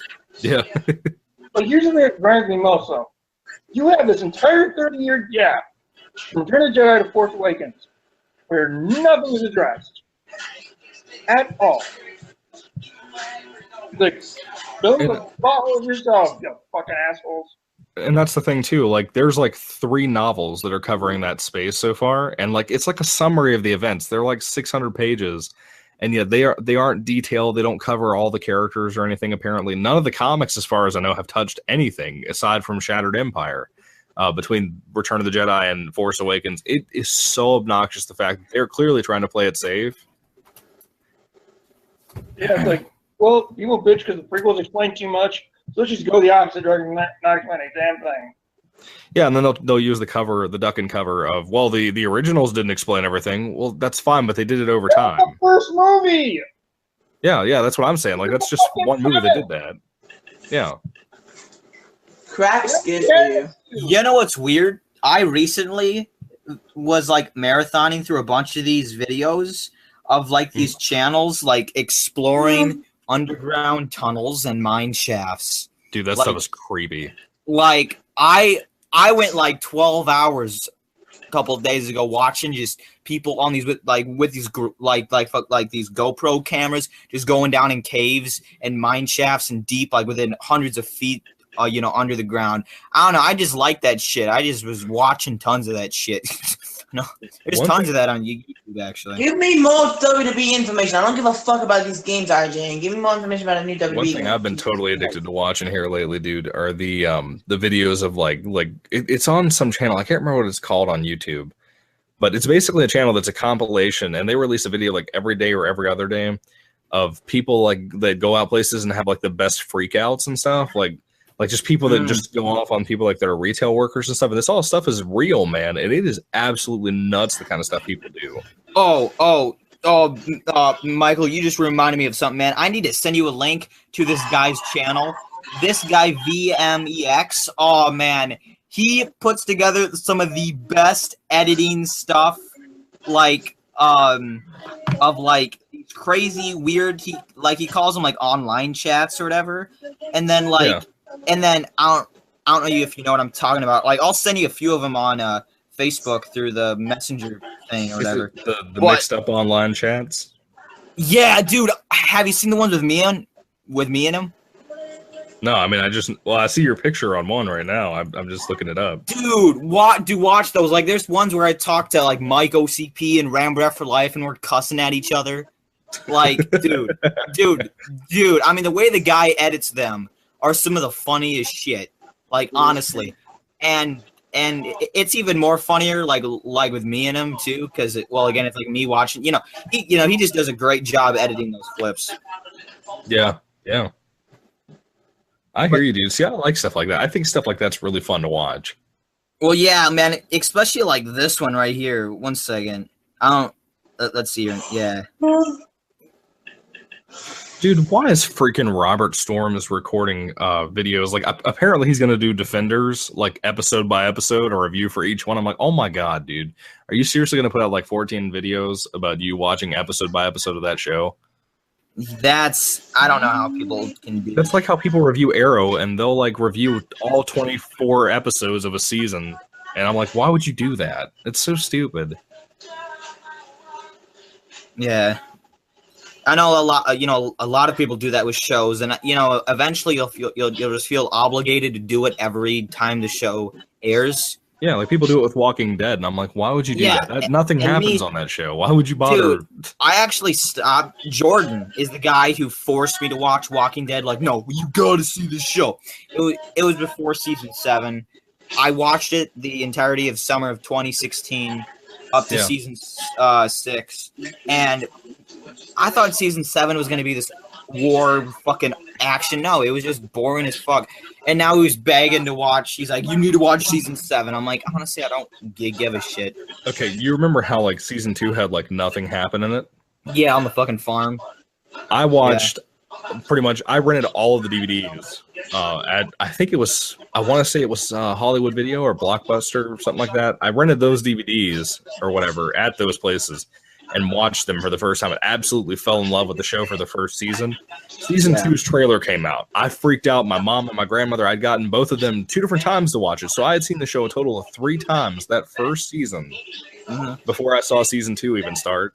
And I was in love with it. I was like absolutely blown away. And then season 2 comes on. And first episode comes on. I'm like, okay, that's just the first episode. It'll get better. And it just kept going and going and going, dude. At least you got to burn through it in like one big view. Like, dude, I had to sit there and wait week by week through that crap where nothing happened. And I quit watching the show. I fucking hated that, like Lori, that one chick. She was such. I didn't give a fuck. I mean, there were some of those characters. I just waited. I wish fucking the zombies just fucking ate them. Yeah. You see, and I thought season 4 was just so stupid because, I hated that governor douchebag. There was nothing to his character, and then in season 4, in that one episode where they spent an entire fucking episode dedicated to like. Oh no, see, he's good because he like finds this group of people and he helps them out. But I'm like, I don't want to watch a full episode of this guy doing stupid shit. I'm like, I'm just so fucking But yeah. See, I'm kind of like you in that respect, dude. Like the older I'm getting, the more like I see how stuff that I liked when I was younger, like I just like it more and more. Like how old are you? I'm turning 23 here soon. I'm older. So yeah, I know you're older. Yeah, and at least he has his own house, Sean. No, I don't. So like, I've been trying to get into Spider-Man, right? Like trying to like read comics of Spider-Man and stuff. And I'm convinced that I do not like the regular Peter Parker style Spider-Man stories. For some reason, they do nothing for me. And the more that I read symbiote stories, or the more that I read like Spider-Man 2099 or like Spider-Man 1602, which was amazing, or like Spider-Man Noir, that's like one of the best Spider-Man stories ever told. And then there's one I just finished. It's called Scarlet Spider. I don't know if you've remembered. Have you ever heard the Clone Saga? Yep. Yeah. All right. So the one clone called Kane, not Ben Reilly, but Kane becomes a Spider-Man knockoff, basically, and he's like a serial killer, and it's like the best thing ever. But he dresses up in like a black and red Spider-Man costume, and all of those versions of Spider-Man are 100 times better than Peter Parker's. And I'm convinced the more I read Peter, the more I'm like, this dude kind of sucks. Like, there's not a whole lot in his character. Like he's literally just the dude that everything bad always happens to him, but it's not even relatable now. Like now the dude's like he's like a famous businessman, and like I'm convinced that's where the MCU is going with this about having him have like a digital suit and stuff. Yeah, like he's like rich now in the comics. Like I don't even know if Aunt May's alive. I'm pretty sure she's dead. I don't even know, man. I'm so put off by it now. Yeah, who knows what's gonna happen with that. But yeah, those online chats I watched, dude. There, I think one of them I was talking to like this one guy, but Mike and Rambo for Life appear in somewhat. But no, yeah, dude, it's just funny as fuck because it's completely out of context. But the way he edits, it's just. Oh yeah, Brian is online, but he's probably busy. Yeah, well, I actually got a few notifications that he made some tweets, so I knew he's up. But yeah, it's fine if he's doing stuff. That's cool. But anyway, yeah, no, yeah, because I first found his channel, I was just going through some Rambo After Life stuff, and then one of those videos were recommended, and I'm like, what the hell is this? And I clicked on it, and it was like one with Rambo After Life talking like to Chris Stuckman or some shit. And it was just so fucking funny. And then I'm like, dude, this shit's the best. And then I subscribed to him and I commented and stuff. And then he actually said, hey, do you mind if I use some of your videos for the online chats? I'm like, man, that would be great. Go right ahead. And he did it, and it's great. Yeah. God, it's like, man, I'm sure that's how those conversations would be in real life with like me and Rambo After Life saying, no, fuck you. But yeah. I would love to see him cuss out Stuckman. I would just okay. So like the final straw now for me with Stuckman was his Get Out review. Did you see that? Dude, I heard about it, that it was kind of weird, but I never bothered to watch it. Well, Get Out, I don't want to say that it's bad. Like, I didn't like it, but I don't know for sure that somebody else wouldn't like it. But the thing for me, right, in Stuckman's review, I'm not kidding you. He did the whole I grew up with thing, but he literally posts a picture of him being the only white guy with like 10 other black guys. And he said that he grew up in an area where there were mostly African-American people. And I was like, that is weird. Are you kidding me, dude? Like, seriously, you're really going to play up the whole I'm best friend? Oh, my God. I'm not even kidding. He pulled that with black people. And I was immediately just like, you gotta be kidding me, dude. He seems white, though. Really white. I'm so done with Stuckman, dude. I'm convinced that he has no clue what he's doing. Like, when it came to the BVS script thing, like, I'm telling you, dude, I hate to talk about it. How did he not expect the backlash? How did he not expect that coming? Well, especially when he was all like, yeah, I'm going to fix the Batman versus Superman script. And then he posts it, and then he gets mad and makes a 30-minute long video whining because everybody made fun of him because it was awful. He even wrote in the script that the rain was assaulting the ground. That is literally the phrasing he used. That's how bad it was. Wait, what? The rain is what? He said, like, when it's describing the rain falling down, he wrote, the rain assaults the ground. Assaults the ground. What is the rain raping the ground now? What the fuck?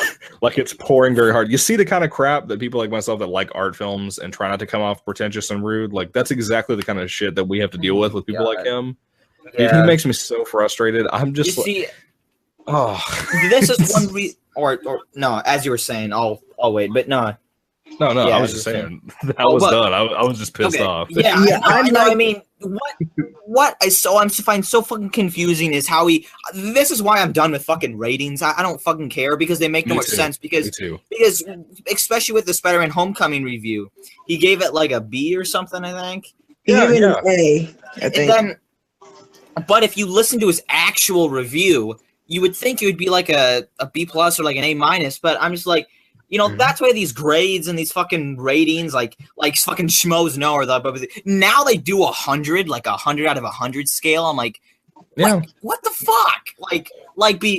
Before it's like I give it 3.75 to 1 out of 5 schmoes. Like what? Like what the fuck does that even mean? You see, I used to watch all of those guys. I used to watch the AMC, and now they're like Collider or some shit. I used to watch schmoes. I used to watch Jeremy, Chris.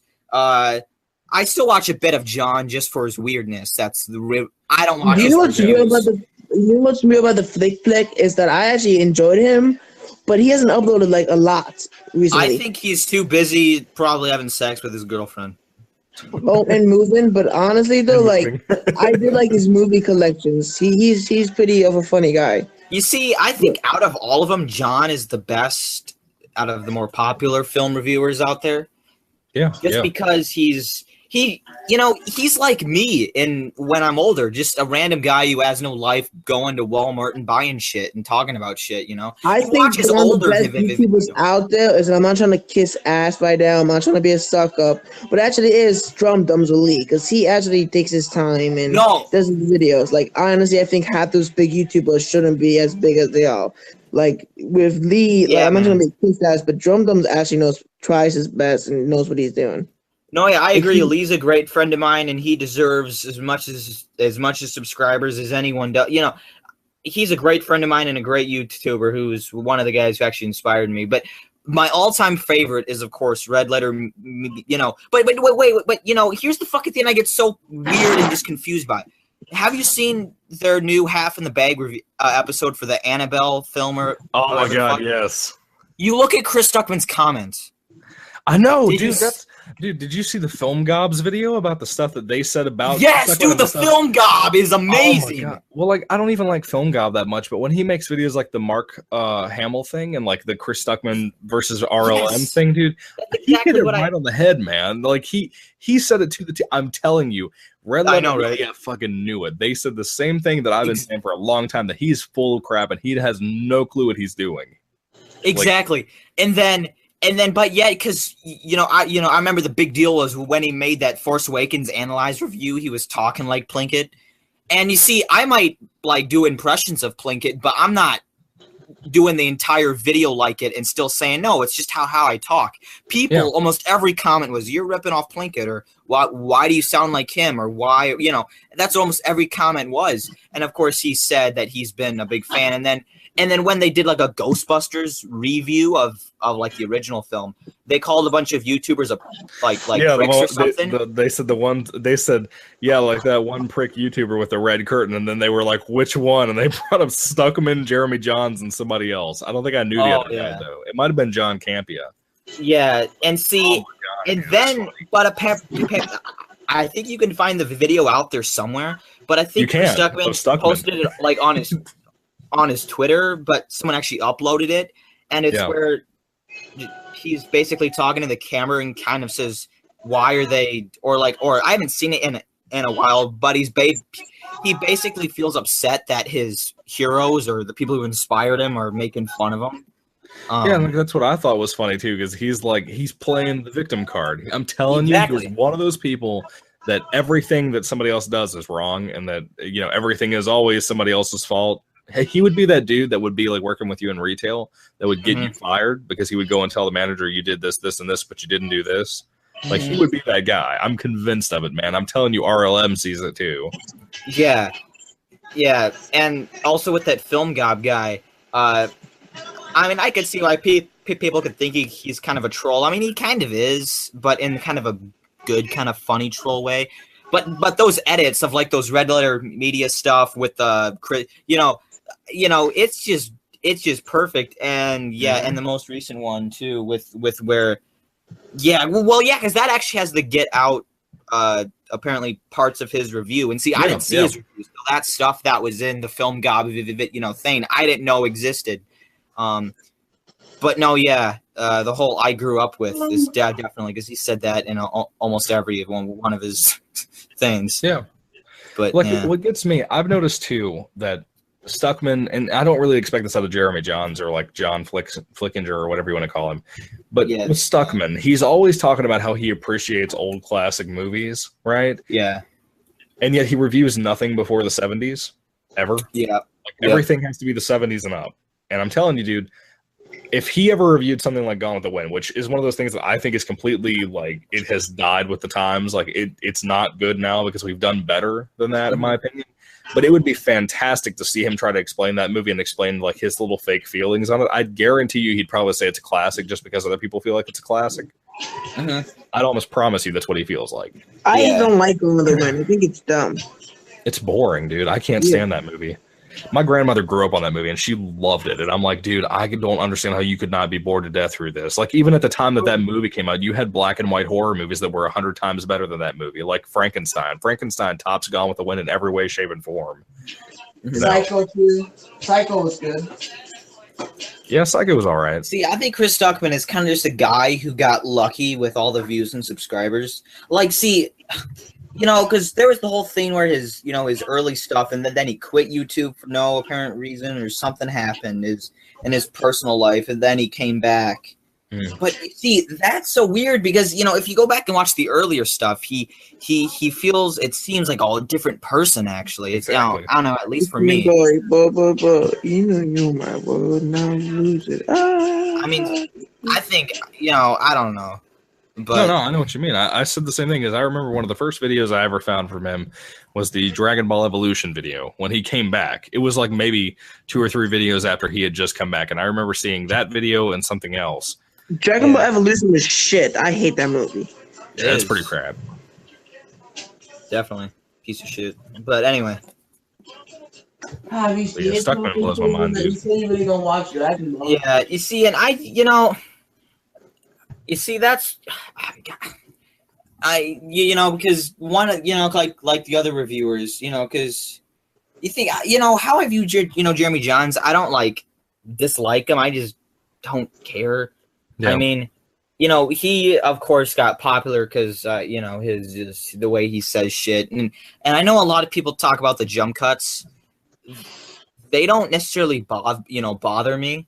Yeah, because I think but I can see why people think it's kind of crazy because the editing's all over, But you see, I don't mind him. I think his rating system is kind of making fun of rating systems. I think that's even how he intended it to be, which I like. Well, you care what I think of movies, right, Paco? What? You care what I think of movies, right? Yeah, of course. On the inside, he's like, I don't give a fuck. Nah, but no, yeah. My opinion matters. It's like I say, the Ghostbusters remake is shit. You're gonna be like, it's not shit. It's good. Who, me? No, fuck. It's a joke. Oh, I talking about me. I don't hate that movie. I think it's all right.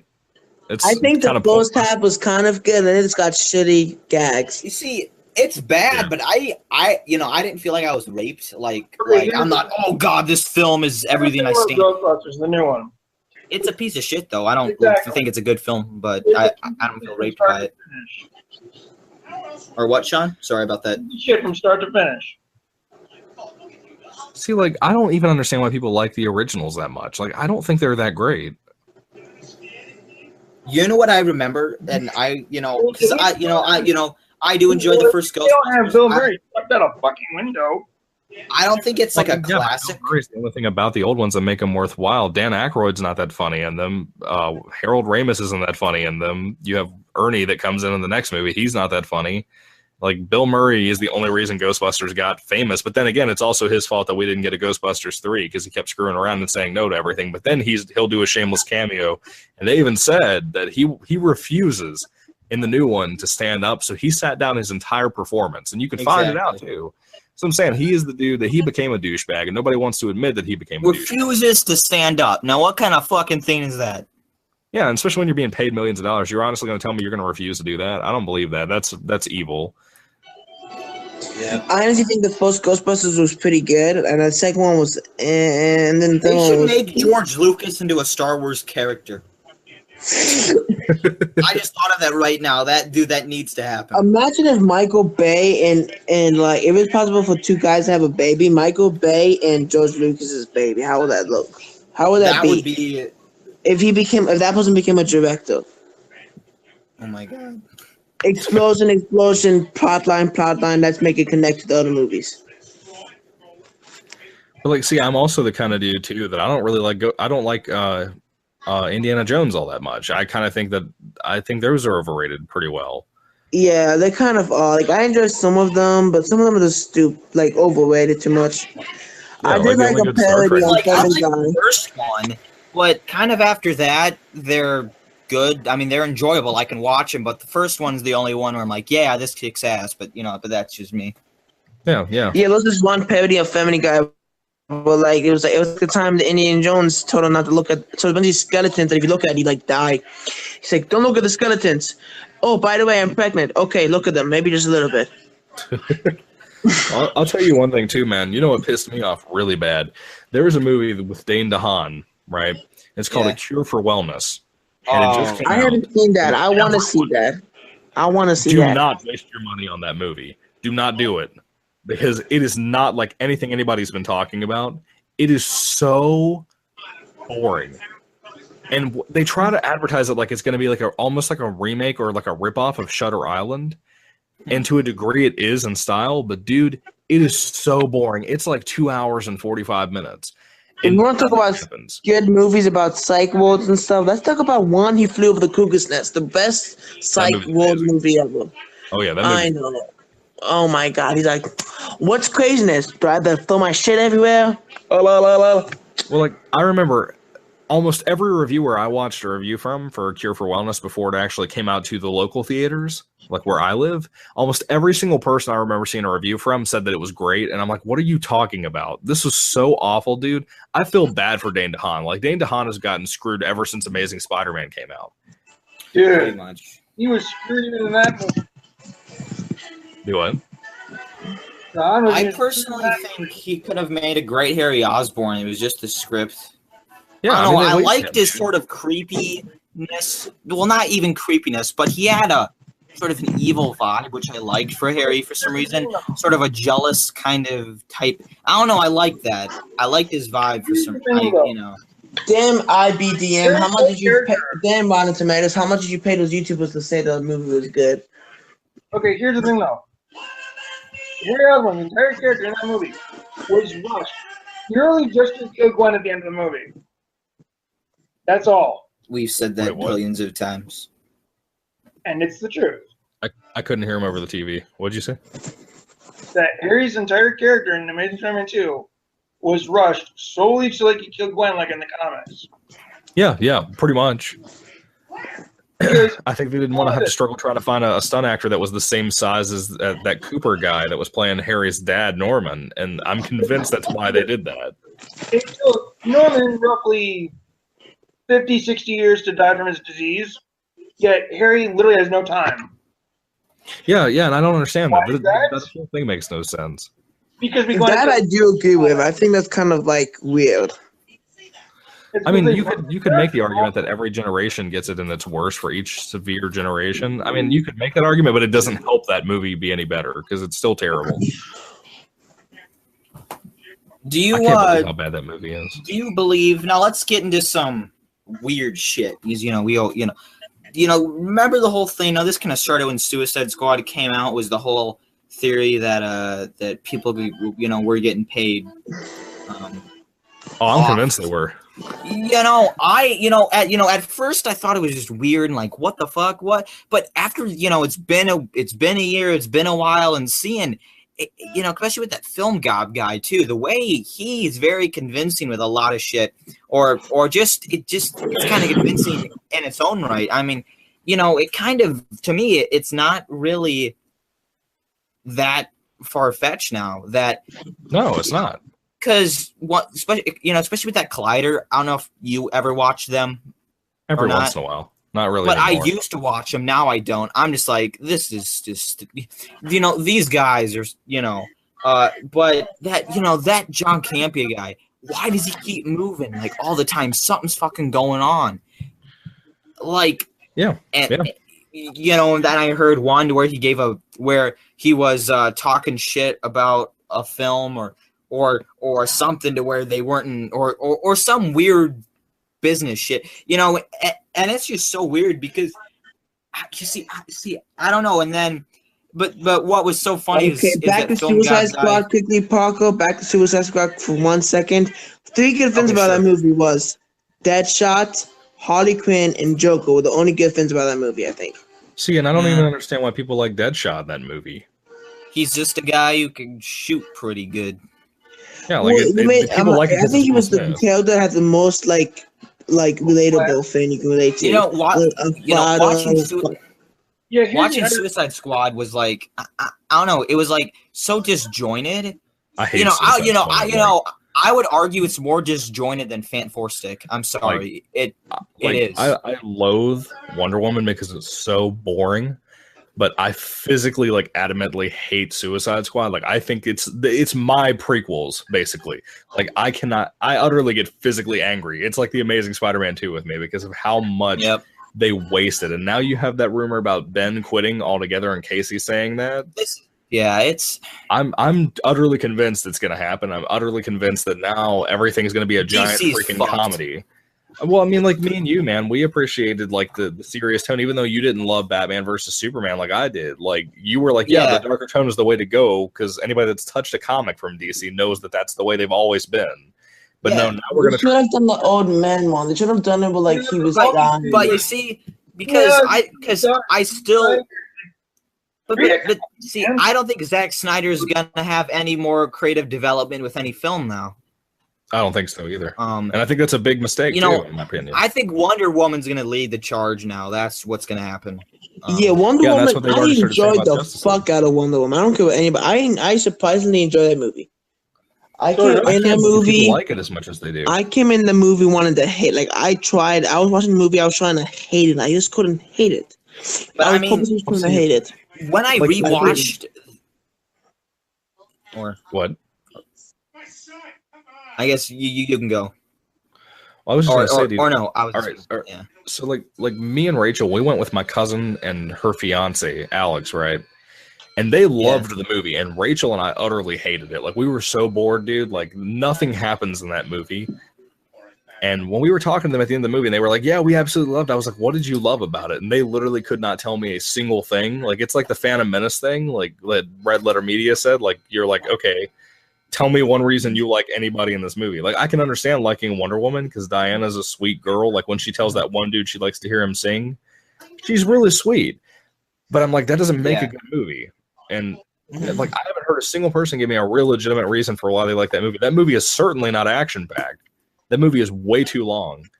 Yeah, that is true. But there has a lot of actions. The action scenes that they do have are pretty cool. No, they're not. There's nothing new that happens in that movie that's ever happened in anything else. Lord of the Rings has better action scenes than that movie. I don't even like Lord of the Rings, and I think it has better action. I remember. I'm actually gonna. I think I have that podcast on my rewatch playlist, or I mean on my watch later thing. I'm gonna rewatch. Is the one where me and you? It was over a year ago. About a year and a half ago, we go into a Lord of the Rings debate, I think. Yeah, because I like The Hobbit more. Yeah, and see me, well, it kind of makes sense because I'm all into the whole world and the mythology. I read the books, I worship the hell out of it. So so it's kind of a different thing, and you kind of just are like an average viewer watching them, right? No, I read the Hobbit book, and I tried to read the Lord of the Rings books, and I can't stand it. It's awful, dude. Yeah, I could totally see why people would say that because it's it's definitely structured not like how I guess you would say a normal book would, and how you would not how I'm sure again. But it's not a structuring issue. It's the fact that it needs to be cut down. It's 1500, it's over 1,500 pages. I definitely understand why you would say that, or anyone would. So it's he never. Tolkien, he always kind of did it his own way and never. So is definitely understandable. Yo, guys, quick thing about Wonder Woman. This is a quick thing about Wonder Woman. Like, I only saw it once in the theater. Maybe I enjoyed it a lot more because I was expecting it to be shit and actually to be very decent and decent of a DC movie. Because that's the DC movie I saw was Suicide Squad, and it really did way better than that. So maybe it was just that I need to rewatch it again. Maybe I was just too hyped for it, know what I mean? Well, I mean, most people love it. Like, I don't even think it's a you thing, man. It's just for some reason everybody loves that movie. I don't get it. I'm gonna rewatch it and see I'm sorry, but every time I watch BVS, especially the Ultimate Cut, there is so much I love in there and so much detail, so much more meaning I find in that. I'm like, that movie gets better and better with every rewatch. like, I mean, I think Man of Steel was easier to get into because it was kind of more of an origins thing, which I loved ever since I saw it. But BVS, I think, needs to grow on you a bit, especially with the Ultimate Cut. I'm like, man, there's like so much here, and and it actually, I don't know, I love the whole again, quote unquote realistic term that if these superheroes were real, how would the world, react? And the whole thing was Superman. It makes so much sense. And see, I think if they were to continue with that, it would have been great. But now, see, Justice League, I think is going to be, it's going to feel like two films, I think. Yeah, There's going to be a lot of Avengers, Joss Whedon type stuff. And then there's going to be more Zack Snyder type directed stuff. I also feel like what's going to happen with it is like Batman v Superman. The first time I saw it, I was like, okay. I saw it in theaters. I kind of enjoyed it. I saw it again on Blu-ray, and I really didn't enjoy it that much. And then I saw the Ultimate Cut, and I enjoyed the Ultimate Cut more. But I also feel there's a lot of like stuff that doesn't need to be in there of the regular cut in both cuts, like. I mean, it was kind of pissed me off that the fight scene only lasted 5 minutes. Know what I mean? But see, like, that's the thing. Oh, I'm sorry, Sean. Go ahead, man. It's a 10-minute fight scene. I timed it. Yeah, it is. And that's the thing that gets me, dude, is I constantly hear people make that comment, too, of, well, either the Ultimate Edition or the theatrical version of BVS could have stuff cut out. I don't believe that. I feel like it's packed to the wall, man. I mean, everything is not perfect. I really don't like Jesse Eisenberg as Alexander. But I think that, like, Doomsday, I just finished reading The Death of Superman, and it was amazing, and they completely got Doomsday wrong, like, almost in every way you could. They basically made Nuclear Man again. Do what? They basically made Nuclear Man again. Basically, it's pretty much what it is. And, again, I can give that up because everything else was perfect to me. Like, it is so close to being a masterpiece, in my opinion, that I can give up all the other stuff. Because the thing is that that film has so much going on in it, and every single scene in that movie serves a purpose. Now, there are maybe things I need to rewatch it because I own both cuts on Vudu, so maybe I should rewatch the Ultimate Cut again and sit down. But no, I think the comment I keep hearing, that the part that bothers me is when people will say like, "Oh, there's so much going to be cut out of it," and usually that's not the case. I think that movie, it's a taste thing, and I think people get bored by the stuff and then try to say that it needs to be cut out, but it doesn't. Yeah, there's like certain parts of the movie that like kind of slowed down for me, and like I get kind of bored. Like it's fine they're trying to develop stuff, but there's certain stuff that like really doesn't need to be like.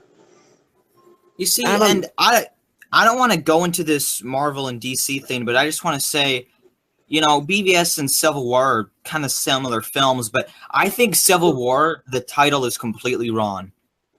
I think they tried to make a Winter Soldier sequel and an Avengers film, and that's what it was like. Because you just explained my problem right there, Parker. It's not a Civil War. It's like, let's go. It's like a classic family adventure vacation. They're at the airport, but then a big fight breaks loose in the family. I mean, it's like Captain America, a small, see, I don't get the Civil, because it didn't feel like a war. It just felt like this is issue 158 of Marvel's Heroes or some shit. Civil War, because, listen, and the Civil War ended up if you looked at the original Civil War, what happened in history, the Civil War ended up breaking up one whole county into the Union and the Confederate. Two different areas from one colony to from one big area to the Union and the Confederacy. So that's pretty much showing how they break up, and there's two different sides now. That's what the Civil War was about.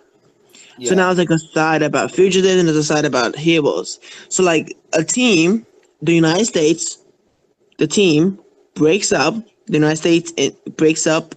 The South becomes the Confederate. The South could be like Captain America, and the Union stays together, which is like Iron Man. That's what it was going at. Well, I think that too, and the fact that I think the Civil War title is justified because the one thing that they actually took from the comic, even though I don't love the comic, is the whole Registration Act thing. Yeah. And that's the only thing they took from it aside from the Registration Act is a little bit different. The act was that so superheroes have secret identities. Well, that's what I'm saying, but it's a registration act because it was signing your identity over to the government. That's what I'm saying. Listen, here's the deal. It was the government having control over the Avengers' activities. Yeah. Listen. Yeah, but the only way they could do that is by knowing their identity. That was the whole point of the Registration Act. Listen. That's what I'm saying. Yeah, That's the only thing that they. But it doesn't make sense because wouldn't Tony Stark be the guy who wants to be all over the place and have no rules and won't have the government and Captain America's side and Iron Man should be switched. That doesn't make too much sense. Here's why. No, with Cap, it makes sense because do you remember back in Winter Soldier when he thought he could trust Hydra and look what happened? Hydra was going to be working with inside it. He thought he could trust the government.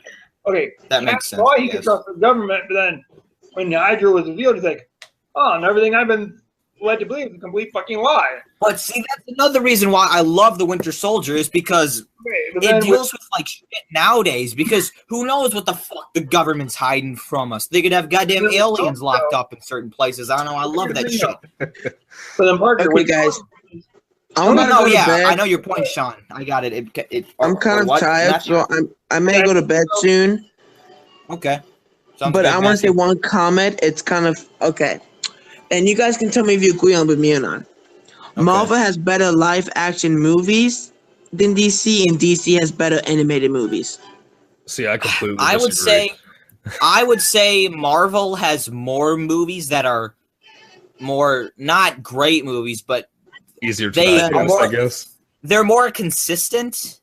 Yeah, but I don't know what I'm trying to say here, but DC, when they have a great film, it's like really great. You know? I know what you mean, but I'm saying like DC are very good with animated films, I think.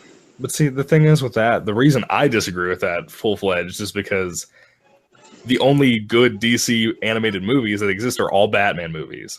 Every single one. That's what I'm saying. All the DC Batman and the Batman and Robin, Robin and Teen Titans. Yeah, but like they did the Judas Contract last year, and the Judas Contract sucked. It was awful. Okay, I watched that. I think it's Batman Bad Moon or something like that. That was amazing. Did you see the latest one though? Harley Quinn has sex with Nightwing. She like ties him up and then like. They ruined the Killing Joke too. The Killing Joke wasn't great, but they completely ruined it with the movie. Like the movie, they literally threw in all this Batgirl crap, and then Batgirl utterly ruined their reputation for that. Like I'm convinced now they have better live action movies with The Dark Knight and Batman versus Superman than they do with any of that other junk. Oh, okay, I admit The Dark Knight's one of my top favorite movies of all time. Oh, most definitely. It's a classic, and people are like, oh, why do you like it so much? Why do you like the sequel better than the original, the third one? And it's not just because of Batman. It's because mostly like Batman, the story, and the Joker. The Joker was one of the best parts of that movie. And I do like Dark Knight Rises a lot too. Like that's like a very good one too. I mean, because like even those problems with the Dark Knight Rises, it very closes up the saga. See, I don't think it does. I don't like Dark Knight Rises. That's just me. Yeah, well, I think we can all agree The Dark Knight's a classic. It was a great film. Yes. Yeah, definitely. Because Dark Knight. We'll be looking back at it 30 years from now is one of the greats from the good old days. Yeah, and it's not even gonna be like, oh, just hype. People say it's good because it's good. No, it's fucking good. We watch it like it's pretty much a perfect movie. Oh my god, my nose looks real big when I have my camera sideways. Jesus Christ, I left fucking Pinocchio with my camera sideways. But see, like all the hate towards like Man of Steel, I don't get. Like every time I watch that, I'm like, how do people, I think the Dark Knight should have won an Oscar. I think it should have been nominated for an Oscar.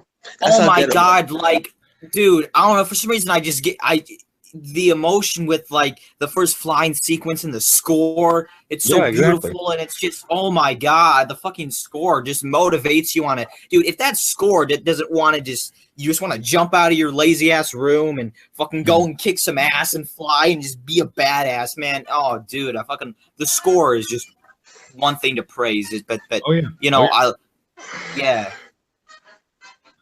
Like I said, dude, I can't even stand the old Superman stuff because of how good Man of Steel is. Like, I absolutely love it. I think everything that Man of Steel or Superman in general should be in movies is what Man of Steel got right in BVS. I'm convinced. I hate the fact that people try to call BVS Superman 2 because it's not. It barely has anything to do with him. Yeah, like it's so. Don't much you guys agree though that The Dark Knight should have gotten nominated for an Oscar, like for best movie? It did.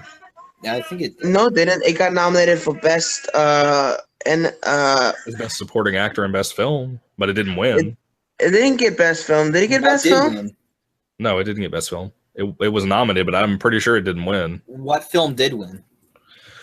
That was what, 2008? Yeah. Yeah.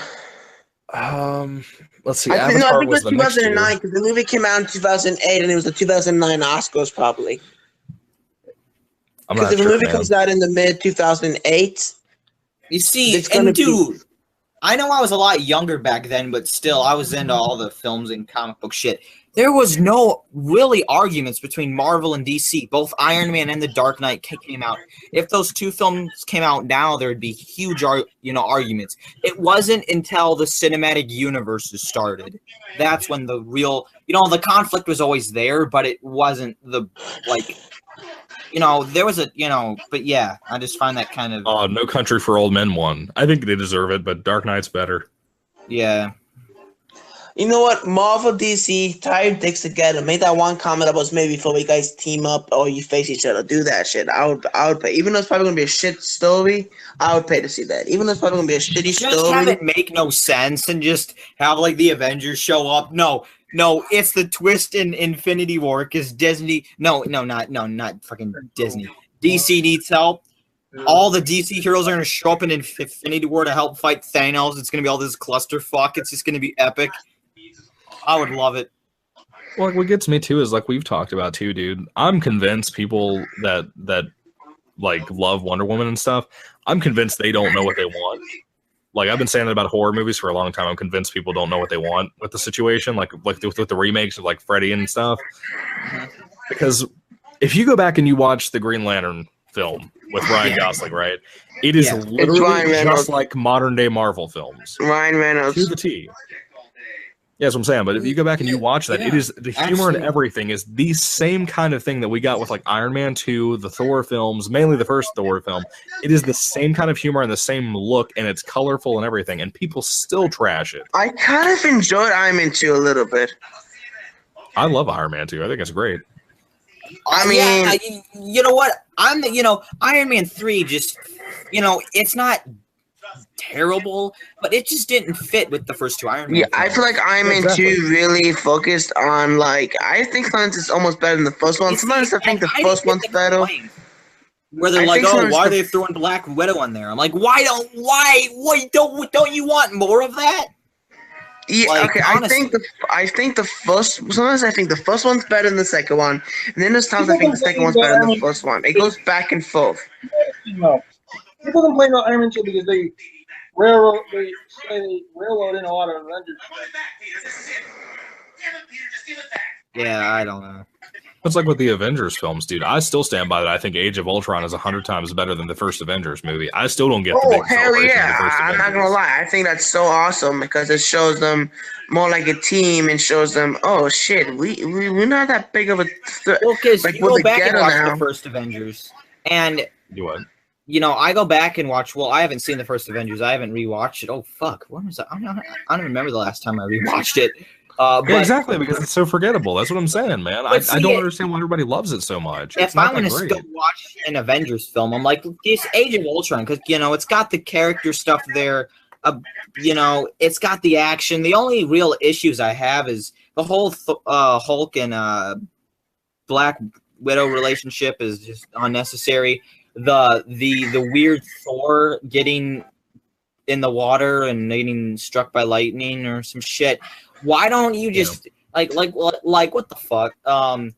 But besides that, just a few added subplots or whatever you want to call them. Besides that, it's a fun ass time. It's a great film just to sit down and have a blast with, I think.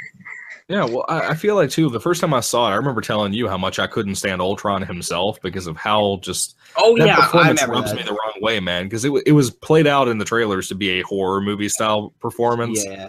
And then they turn around, it's like he's joking every turn. He rips a dude's arm off, Andy Serkis's arm. Yeah. And he's like, "Oh, I'm sorry. I'm so sorry. Oh, my bad. Oh, shit. Oh, Dude, I'm just like that. That is like one of the most cringeworthy movie moments I've ever seen. But that movie, that is like the only thing. Because the more I watch the movie, the more I like Ultron, and the more I'm like, that's the only part of that movie I don't like now. You see, and that's why, kind of going back to the to the YouTube reviewers. That's why I like Remember for Life. And Mike, or even though I don't agree with him all the time, their thoughts on especially the comic book films. Well, not all of them again, but a lot of the, I just totally get what they're saying. See, it's so weird. They don't like Wonder Woman and don't like Man of Steel or BVS, and those are two polar opposites. Yeah, and it cracks me up that they completely agreed with me over the Wonder Woman thing. Like I was gonna be dumbfounded if they liked it. Like it was gonna blow my mind. But I was so thankful that I'm not the only person that feels that way about the movie. I haven't seen Wonder Woman yet. I know but I just don't care. You're not missing anything. I mean, I actually was rewatching some of those episodes of the old show. It was on TV, and man, seeing like. That's just just cheesy as hell. But it's a bit of But I don't know. You see, I'll probably see it sometime down the road, but it's not like I'm dying to see it. It's not like I don't know. It's just.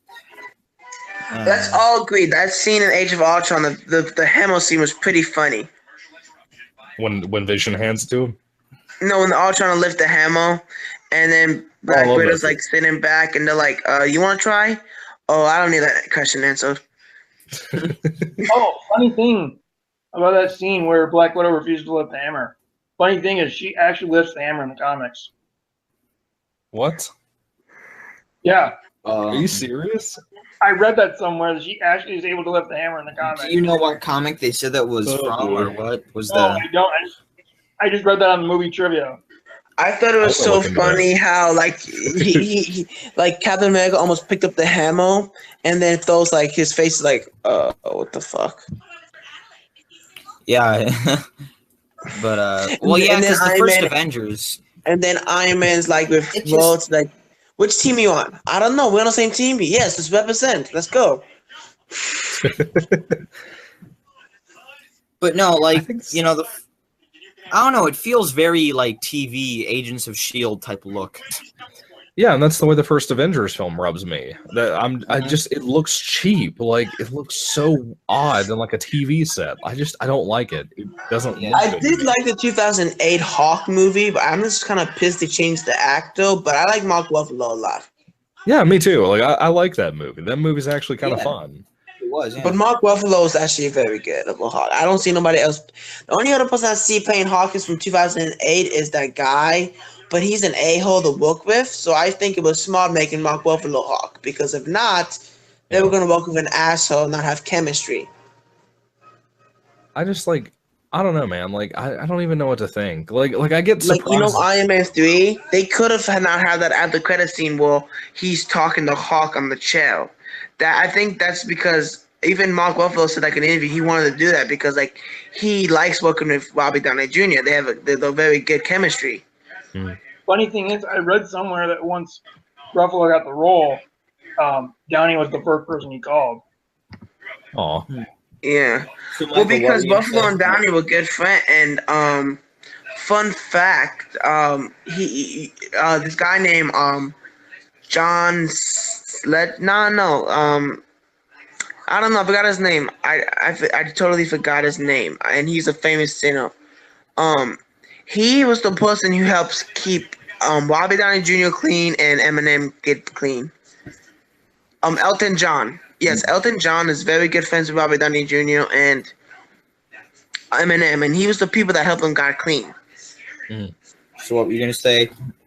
Or were you gonna say something? Sound like you were. I was before. gonna say like I love when I can go to Marvel and get a really big surprise. Like you guys know my feelings about Homecoming. Like I was not that was not looking good, and I was really impressed. I'm still impressed. It's one of my favorites. I think it was awesome. It shows what Spider-Man's supposed to be like. It shows the high school and it shows real life. And it doesn't spend like 5 minutes in fucking high school. It actually shows high school experience. And they feel like the way they show how fights start. That's not how fights start in high school. High school fights don't usually start like that. So the way they portrayed in the first two isn't actually how it is. Yeah, but see, I don't understand why everybody's so obsessed with the whole high school thing. I still think that's dumb. Like, I've never understood why people stayed obsessed with having Peter in high school and stuff. I mean, Stan Lee had him out in the first 2 years of the comics, you know, like, do what? Well, I do feel, though, like they used the high school just the right amount. Yeah, I mean, Homecoming totally did, but I still think, even though I'm super impressed with Tom Holland now, because I did not think he was the right pick for Civil War, but I think he has totally won me over now because of how good he was in Homecoming. I think that everything I was worried about was fixed. There are my things like the Mary Jane Watson thing that they supposedly have confirmed that she's not the real MJ. I don't know. That irritates me a little bit, but yeah, I can see why. Yeah, I mean that's just like that's more of like my like comic nitpick side. But again, I don't even like MJ in the comics, so I don't know why I'm irritated with that. It's more of like just a respect thing for me. But even with that, I can let all that go because I was really surprised by that movie. Okay, I've told these guys you won't hear for the Spider-Man Homecoming spoiler chat, but there's a scene where he's stuck under a bunch of gravel and he's crying, trying to lift it up. That scene makes me I love that scene. It makes me tear up because it shows that he's a kid. You know, I told these guys before about this, but that shows that he's a kid. It shows he's a kid and shows that he's not an adult. He's a kid as a superhero. Well, the thing is, too, there's a series of comics for the original Amazing Spider-Man comics. They're called the Essential Marvel books.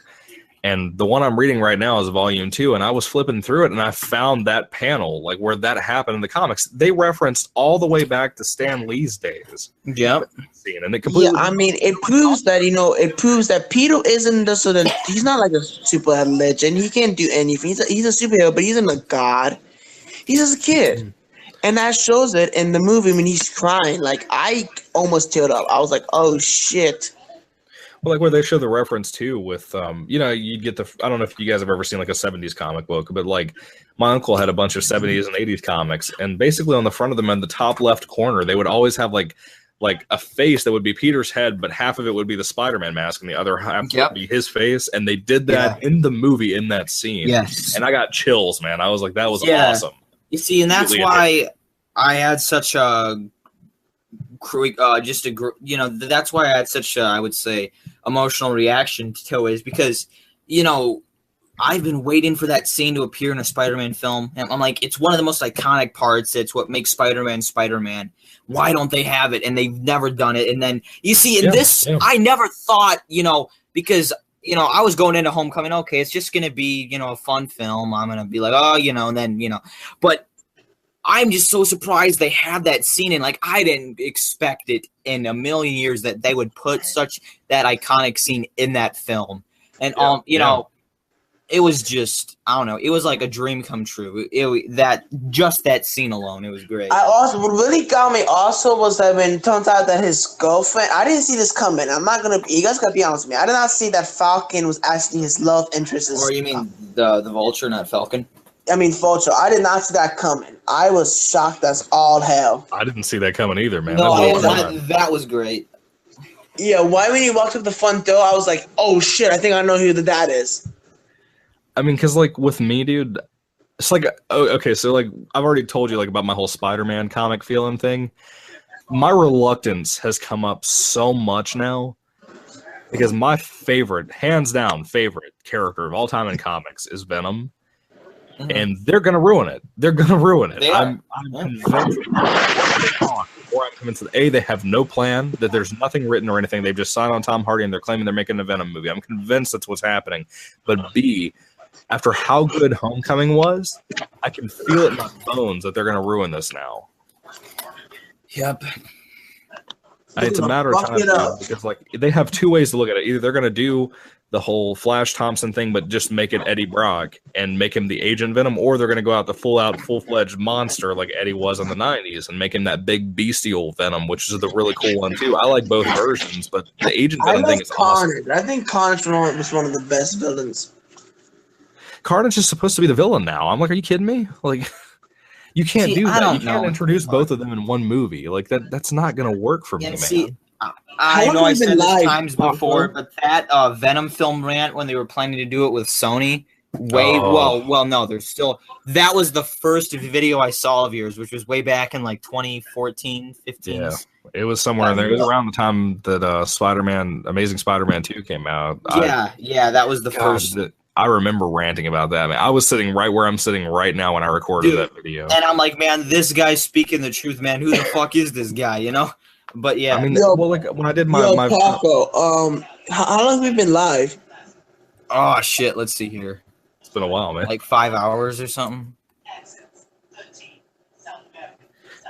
When I did my video for the thing about the horror remakes and how people didn't know what they wanted in any way, shape, or form that were old fans of the old stuff, people got pissed off at me over that. But I was like, no, I was like, it's right. I was like, if you look at any of the backup of the history of the film remakes or anything, you understand completely that people do not know what they want in that situation. The only way to please them is just to keep re-releasing the old crap that they had back in the day. Like, just release the old 1980s film again. They'll be super satisfied in that way. Did you figure it out yet, Parker? How long we've been gone? Yeah, I said 5 hours. Damn it! I don't want to go to bed because I don't want to be that bitch that goes to sleep at the same time. Kind of time. Nah, man. You ain't a bitch. I'm about to give it to you, man. I wouldn't feel like a bitch if I were you. I mean, I took some melatonin, which is supposed to help you. Melatonin is a part of your brain that makes you tired, and what it increases it, so it makes it go faster, so it makes you tired faster. So I took those like an hour, 2 hours ago. I'm trying to stay up, but I can't. Nah, man, it's okay. I think that was kind of dumb by me. It's up to you. Yeah. It's up to you. If I'm not asleep in like 10 minutes, then I'll join back. Okay. Sounds good. Well, goodbye. I hope we get to do one of these studios. Later, Matthew. Yep. Good to see you, man. Good night, man. Take care. Mm-hmm. Good night. This call's not fucking ending. Oh, there we go. Can you explain to me, too, why, of all the things in the world that the Dark Tower ended up getting made? I have no idea. I didn't even know it was... What, are they doing some Stephen King universe? Is that what they're trying to do now? That's the big rumor, is that supposedly Pennywise is going to be tied into this somehow, and everybody that I've talked to... Like, this is what pisses me off, right? So... Marvel was making adaptations of Stephen King's novels and turning them into comic books, and I've started reading them. I'm about halfway through the first one. It's amazing. I absolutely love it. It's way better than the books, and they're even going by chronological order, right? Yeah. So eventually, apparently, from what my research told me the other day, they just stopped. Like, they just stopped adapting, and now they started making sequels to the books with the comic books. But then now they're saying that this movie is a sequel to the books and the comics. So now you have three forms of media that all combine together that still don't tell you everything, plus not including the Stephen King short stories from other collections and stuff that you have to get to read and understand everything about Roland's past. Dude, I'm so pissed off to know, like, I don't even have an end to it now because I'm so mad at the stuff that they pulled. It is such bullshit. Like, I don't even know how to feel, man. It was going to be so good.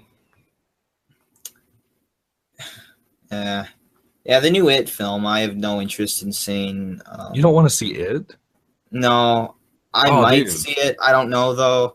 I mean, it's just, because I know my sister and a few of her friends are going to see it. I might tag along, but because, I've seen parts of the original miniseries thing, whatever, something, and long time ago, I was never scared of clowns, but if like a killer clown, of course, was in my room and had a knife, of course I would be scared because it's there. But just thinking the idea of clowns never scared me. But apparently, I didn't know this before. That just shows how small I know, or how much I know about this. Is he could take different forms and he turns into like a giant spider or some shit, or some shit what the fuck? The miniseries doesn't do that very much justice, but even the book itself, like. That's kind of like one of the worst parts about that book. But again, that won't be in this movie. That's when they're adults when that happens. Oh, okay. Yeah, like this one might actually. So, I'm kind of. Do you think this film is? Do what? Or I was just gonna say, do you think this film is actually gonna be something pretty good, or do you think it's actually gonna work? I think it looks great. I'm honestly really impressed. Like, I did not expect that. And the fact that, like, the timing and everything worked out so well. It's been 27 years since that miniseries came out. Mm-hmm. And, like, the fact that Cary Fukunaga was first involved with this, and they said his script was too sexual, so they fired him. And they kind of took most of his script and they reutilized it into making it a flat-out horror story again. And it looks amazing to me. There are a couple of moments that look stupid in the trailer. Like, there's a lot of scenes with Pennywise just chasing after children, like just running at them. And if we divide that up in a certain amount of time, and let's say even if there's only 2 of those scenes that actually happens with Richie and with Bill, if we take that and we say that that's the case, let's say this movie is 2 hours, not even 2.5, not 1.5. Let's say it's 2 hours on the dot. If you spread those 2 scenes out long enough, that's about 10 or 15 minutes right there wasted on those 2 moments. So I'm a little worried about that and a little bit worried about the whole Pennywise chasing people thing, because that could easily be a jump scare thing. Yeah. But everything else looks super impressive to me, dude. I think he looks terrifying.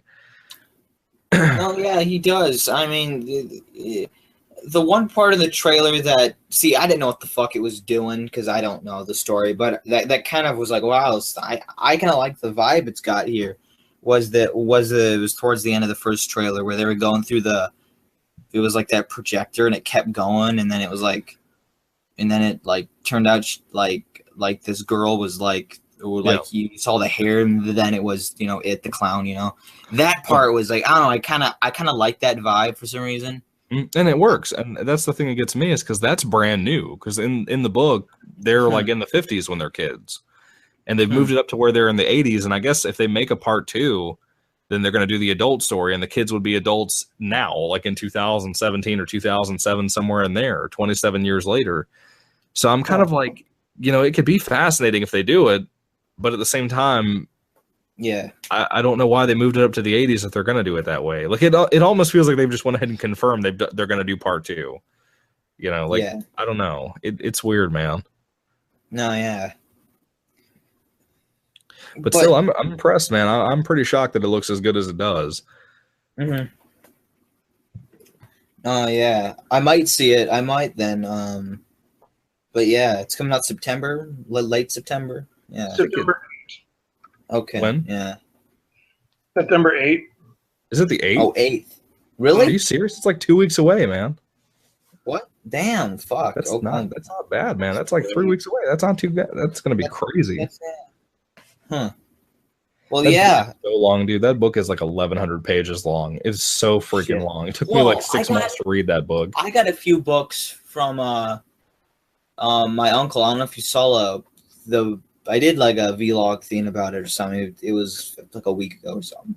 But it's like one was these 2 Stephen King books, but he also like helped write them with this guy named Peter Straub or something.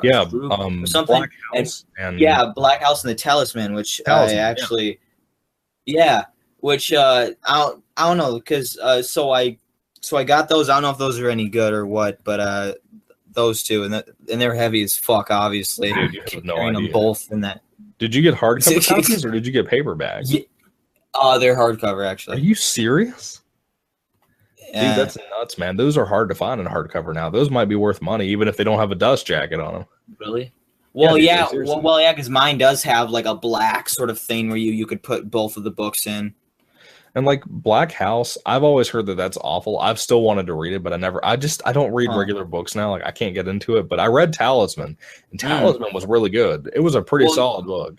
Yeah, because one main reason why I got it was because my grandma, who passed away in 2009, did read it, actually, and she thought it was one of the best books she ever read, actually. Oh, yeah? So that's kind of one reason why. But no, yeah. Thought I'll check it out. No, yeah, it is. Yeah, staring at it right now. It's up there on the shelf. Damn, yeah. If you make the time to read it, man, I think you'll like it. Jack is a really cool character. And again, that series kind of ties in with the Dark Tower a little bit, but not a whole lot. Like, not to the point where you'd get lost. But it's pretty neat. Yeah. It has one of the coolest sort of fight scenes I've ever seen in my life. Like, I would love to see that in a movie if they would ever make it into a movie, but I'm convinced they would ruin it. So I'm not trying to rush it. Like with the Dark Tower, man, I don't know how they would have pulled this off if they would have gotten the TV series and the movies made and stuff, if they would have kept going after that first movie. Yeah. I saw a book today, right? It was, I think, the 5th book in the series, maybe the 6th, somewhere in there. and it's a brand new cover that's been released, and there were people on it, and they had like these blue looking swords, but I was like, what's up with that? And I looked at it, and they were lightsabers. And I start looking into it, and it turns out in Wolves of Kala, that 5th or 6th book, whatever it is, the characters end up getting lightsabers, like real lightsabers. And they also get involved with like Harry Potter and stuff. Like they actually have them in it. Not a reference to it. It's actually there. Like I'm pretty sure Harry Potter's in the actual book, for what I understand. But they have lightsabers in it. I'm like, how would you possibly make this work in film without getting sued? Like, sure you do that? Like, I don't even know, man. Whoops, I accidentally muted myself for some reason. Whoops. Anyway, but no, yeah. One thing, about this kind of, I know we're going all over, but the whole Infinity War film, I know in the comics they basically almost all die, pretty much. Well, because I haven't read it in a while, but I know like something happens. Like either I think Captain America's the last, or Sean. I'm sure you would fact check that or on some website or some source, but most of like all of them die, or like there's one storyline where all of them get fucked, and that's but in the film they're not going to do that, obviously, and that's why I've always thought the Infinity War story was not going to work for a film, because these films are like, this big bad guy comes and they'll defeat it somehow, but see, I don't know, and then there's like now these rumors that Iron Man's going to die, which guess kind of makes sense. I mean, but yeah. You see now, Captain America looks like my grandpa in that leaked trailer. I saw the leaked trailer actually. And like in the posters actually too. He's got like a mustache and a beard. He's like, I don't know, he's getting older, But yeah, Spider-Man has like that Iron Spider suit at the end of Homecoming or whatever that was meant to be. He has that on or something. Yeah. But no, the film looks fun. I just, because it's an interesting storyline in the comic. I just am very interested to see how they're going to handle the ending of if like, is it going to be like I don't know what they're going to do. Because it's like, what excuse are they going to make up to kill Thanos? I mean, he has the Infinity Gauntlet on. You can't even kill him. Like, he has the power to do like anything, like literally anything. Yeah, so, and again, how is he going to get that last one from Vision? Vision's going to have to die then. Yeah, that's what it tells me. I mean, he's going to have to. Yeah. So I've heard rumors that Ultron might come back. I've heard rumors that a bunch of the old villains might come back for this new movie. Yeah, who knows? Unless like Vision, if they take the mind gem, and then because that's what's in his head, I think, or then something where then he could, or I don't know what's going to happen. I mean, it's going to be interesting though to see what's going to happen with that, and then interesting to see where the Marvel Universe goes after that, because that whole Inhumans thing, now that's like a TV series now or something. Like what? Yeah, so that's not happening as a movie anytime soon, probably. So, but I know they have the Captain Marvel film still going or something. Yeah, because they're going to bring the Skrulls in, and that's going to be real interesting. Oh yeah, because that storyline, I think in one of the comics, all the Avengers I forgot what if they kill them and then they are the Avengers, but they're like they fake it or I don't know. It's some whole weird storyline, but yeah, the Skrulls I know all about, which it's because it's interesting because if you look at their characters. Design in the comics, they have these like weird chin bump things, and if you look at Thanos, that's kind of how it is on him. Yeah. I don't know. I found that weird connection as a kid. I don't know, but no. Yeah, it's gonna be interesting to see where they go because it's not like it can go on for forever. And DC, who knows? The whole Flashpoint shit. Where they're like, oh, let's make a film to make other films not exist anymore, and then we correct. So I'm like. I don't know. It proves that DC don't know what the fuck they're doing. They should have just stuck with what they did with Man of Steel and BVS and showed they had balls. They clearly don't. Yeah, I mean, like with people that are like wanting the whole Flashpoint movie, I'm like, oh my god, dude! It just happened on Flash, the TV show. It happened in the animated movie not too long ago. It keeps happening in the comics. Like, stop doing this everywhere, man. It's so annoying. Exactly, and you see, Marvel, you could say they might have the same trend or the same generic or thing, if you will, or whatever. But at least they're sticking with something. It's not like they're like, oh, this is a popular thing now. Let's do this or again, I don't. But yeah, just I think DC should just stick with what with what they got and move forward with that. But I don't know. It's whatever. Yeah, that's what I hate about it too, man, because Marvel is making trends by doing nothing, and then DC, when they try to make a trend, then they get trashed for it. And then they start going around with the status quo, and now they're better for some reason, according to the public. I have a friend, the dude that I'm pretty much best friends with at work that trains me. He loves Suicide Squad. That's his hands down favorite out of all of those. He hasn't seen Wonder Woman yet. But I'm like, why do you like that? He's like, well, it's funny. It's an action movie, dude. And I'm like, well, yeah, but and I can understand when somebody doesn't read the comics, I can be like, yeah, I can give them a pass over the whole disrespecting characters of I'm still pissed at that movie for Killer Croc and what they did to him. They completely wasted him, dude. We're talking about a giant crocodile man that eats people, and you didn't do anything with him. He literally stands around the entire movie. I'm not even trying to jump on that argument right now, but the thing that gets me is with Brock, my dude that I work with, he loves it because he says it's an action movie. I'm like, there's not even much of that in that movie. The stuff like Harley and Joker's relationship, that one scene on the interstate that was actually one of the better scenes in the movie, they cut it out of the movie. There's just stupid. And that scene alone even gives you an amazing idea as to what the Joker does and why he does it and what he considers himself. He flat out says, I'm the embodiment of an idea. And I'm like, see, that's great. Do that. Do more of that. Stop trying to be ambitious, and that's the whole thing. It's DC is afraid to go that way now. Here's something that kind of annoys me about the way they did Joker and Harley. In every iteration that I've known of, Joker's always treated Harley like shit. Yeah. He her as his equal. He never was really in love with her. She was only just a henchman to him. She always ever means to an end to him. He always backhand her every once in a while, but is that betrayed once in the movie? Fuck no. Yeah. Because it was always a play on the Punch and Julie dolls from back in the old Victorian days. Yeah. It was supposed to be the idea of it being comedic to everybody else that was watching him beat that girl, Because, Michael, you remember that? You saw the extended cut, didn't you, for Suicide Squad? Yeah, because I was curious what they cut out of it, and it was 2 minutes. Well, in the scene where Harley's shaking him down on the bike and then she pulls that gun on him, yeah, I saw some behind-the-scenes footage where Joker basically fucking backhands her. Yeah. And it's not even in the film.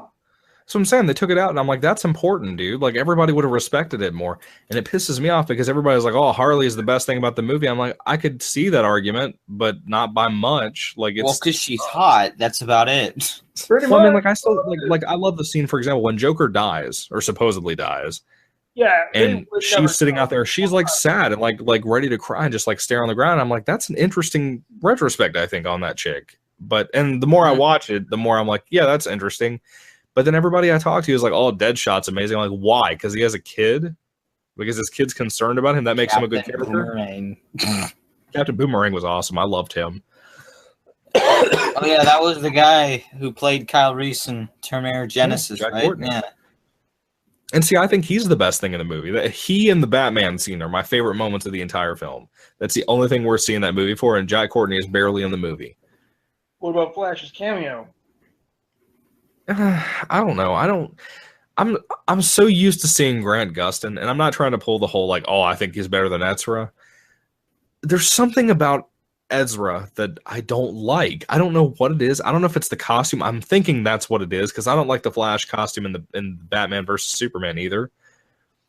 And I'm starting to think that's what it is, that I just don't like that. Because now that we know that we're getting a Flashpoint movie, then we know that BVS moment was the Flashpoint moment. We know that's what it was. At the end of that movie. Yeah. So Flashpoint's basically going to be about him going into the future, working with potentially Thomas Wayne, Jeffrey Dean Morgan playing him as Batman at that point, and Bruce Wayne would have been the one who was shot and killed in that alley that night instead. His mom would have become the Joker. And then by the end of that movie, we'll have the realization that for some reason Amy Adams is the solution to everything.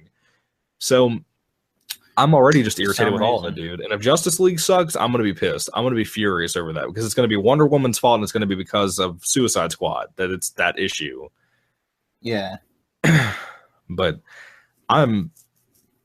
again, Suicide Squad makes me mad over the whole Killer Croc thing. Is I was so looking forward to that. I was so excited for that moment, and they wasted it. They wasted every bit of it, you know?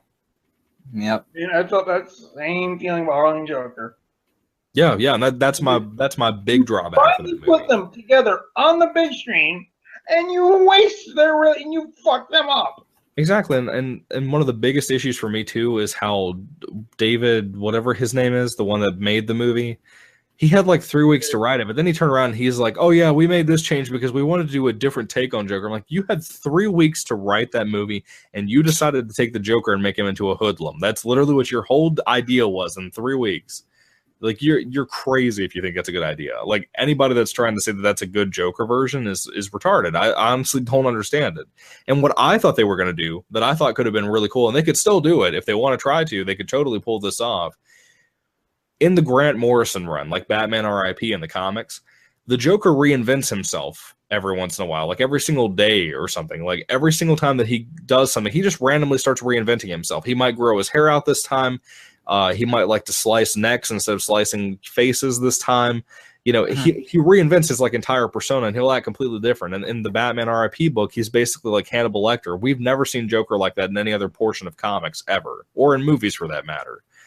So they could still do that. And like the next movie that Joker pops up, if Jared Leto is willing to play him, the way it sounds, he's not going to do it because he's furious. Probably not. If he came back, or if they even recast the Joker to do it, again, you couldn't get rid of the tattoos, but you could have him dress entirely different. Like, for example, he could actually wear a shirt this time and no jewelry. You know, like we could actually do something really cool with that. And they just keep wasting him, man. They got somebody really talented to play the Joker, really dedicated to the role to play the Joker, and then they waste him.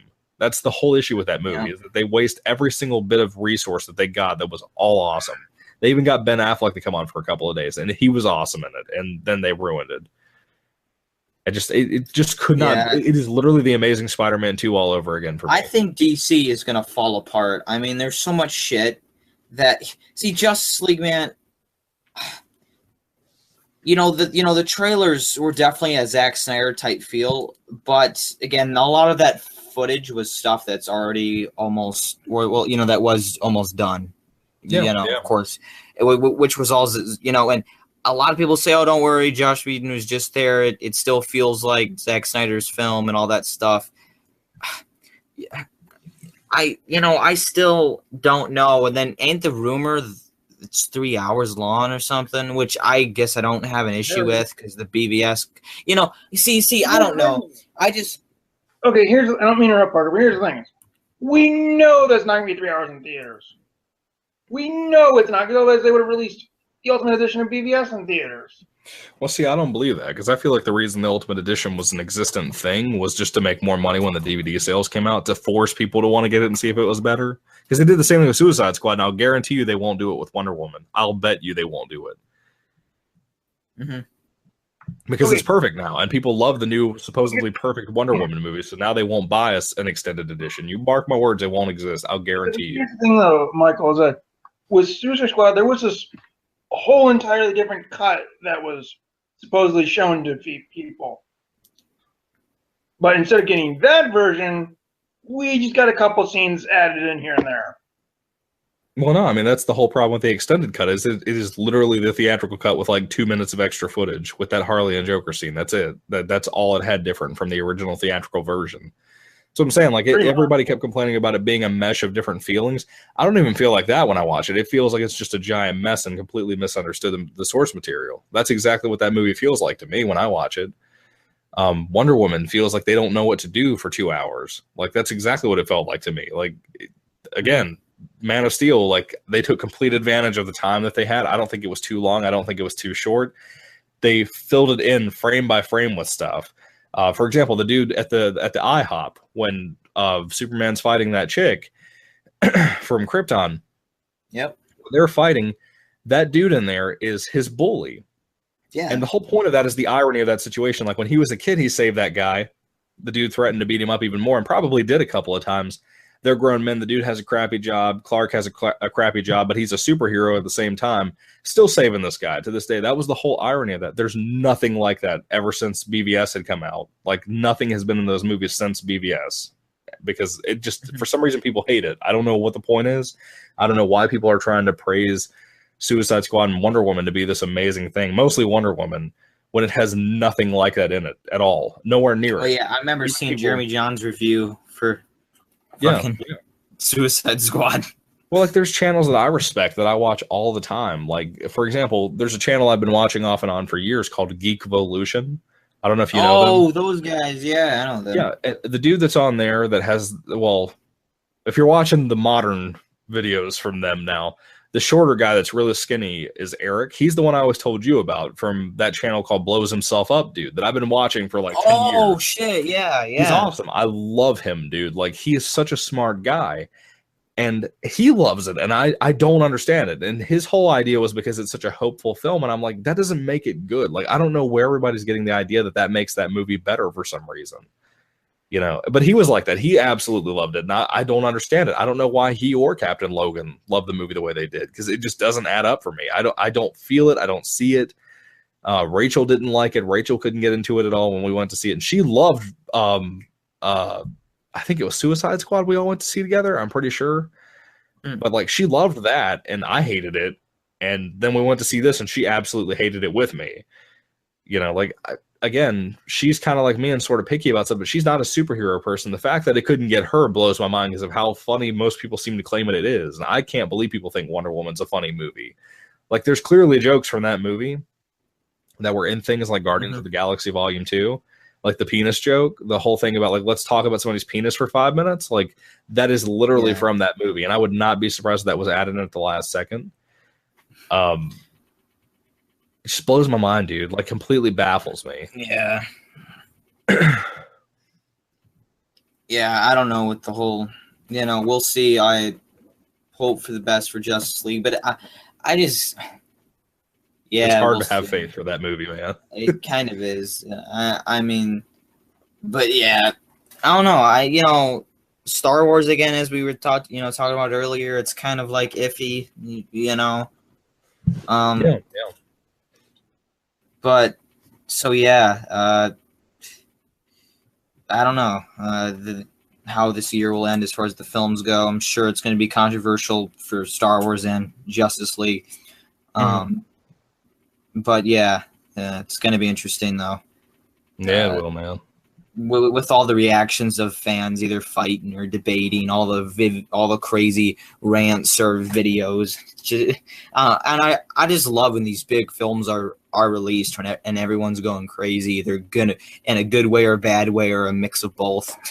I don't know. Yeah, it's always interesting to look into the reviews and see what different people think about it. Yeah. But yeah. Oh, man.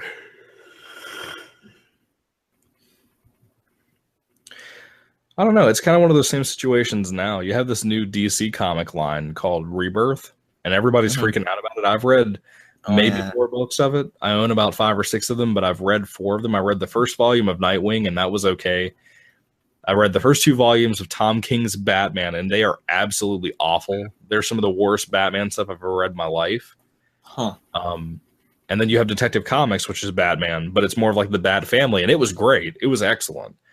But I own the first Green Arrow, and I just bought the 2nd volume of Detective Comics today. And I'm so nervous about whether they're going to be good or not. I can't make myself try Arrow because I'm so convinced it's going to suck because of the other ones.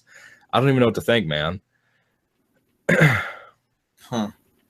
Yeah, a lot of the comic books, I don't know, especially with the Marvel stuff, I kind of it just became too convoluted, and I kind of away from it just because if I were to start, I would be so behind, and then they, I don't know if they restarted something. I think Tavia earlier was telling me about something where they or I don't know exactly. It's a whole nother.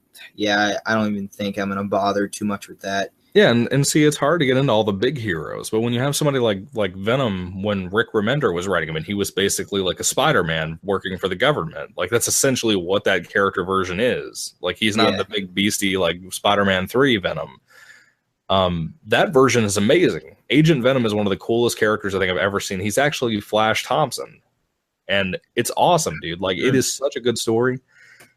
And I've read the first volume collected of that, and it has been absolutely one of the best stories I've ever read in comics. One of my favorite characters ever in fiction. And yet, I'll never get to see that on film. I'll guarantee you it'll never happen because people don't want that. They want the big, stupid 90s grizzly monster Venom that doesn't do anything but growl and eat people. You know, like, it's just dumb entertainment a lot of the time. And it's hard to get into the bigger characters like Spider-Man and Superman and all of them without really knowing what you're talking about, like already doing like pre-research and stuff, which you shouldn't have to do.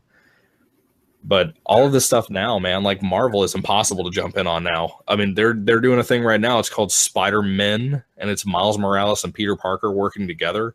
And everyone I've talked to has said the information in that book is so convoluted with everything else that's come before it that they don't even know what to think.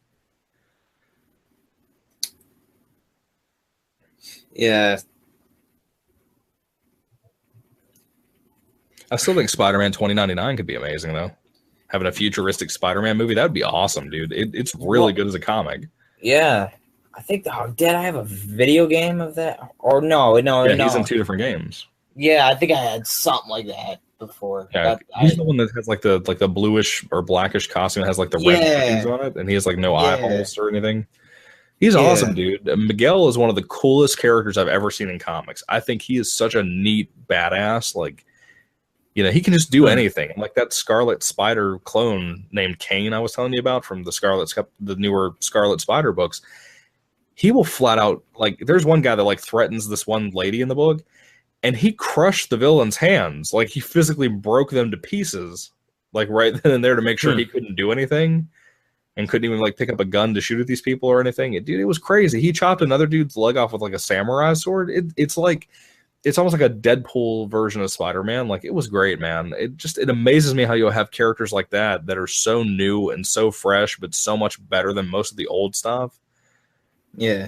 But the stuff like Spider-Man, dude, I can't get into it. I've tried my hardest to get into some of that stuff. It sucks. Peter is just not engaging. There's almost nothing going on in those books that makes it worthwhile. And I think I still find some. I could still go back and read those original comic books. I don't know why. They still work for me. I don't know. I never found Peter boring, I guess, but again, that's just me. The other ones, of course, like the other Spider-Mans and like the whole clones, Saga stuff. I don't know. I've always just liked Peter the most. I don't know. That's probably not the, but yeah. I've always liked but yeah. So yeah. You see the 60s comics. That's where, a lot of that stuff is. Yeah, it's going back. It's it's not like it's the great but I don't know. It's because I like the old Stan Lee stuff. I'm actually reading that right now. Like I like that stuff. Yeah, it's after Stan Lee left or around that time period. It's like everybody else forgot really what Peter was all about, and Marvel is just like that now. Like they don't know what to do with him.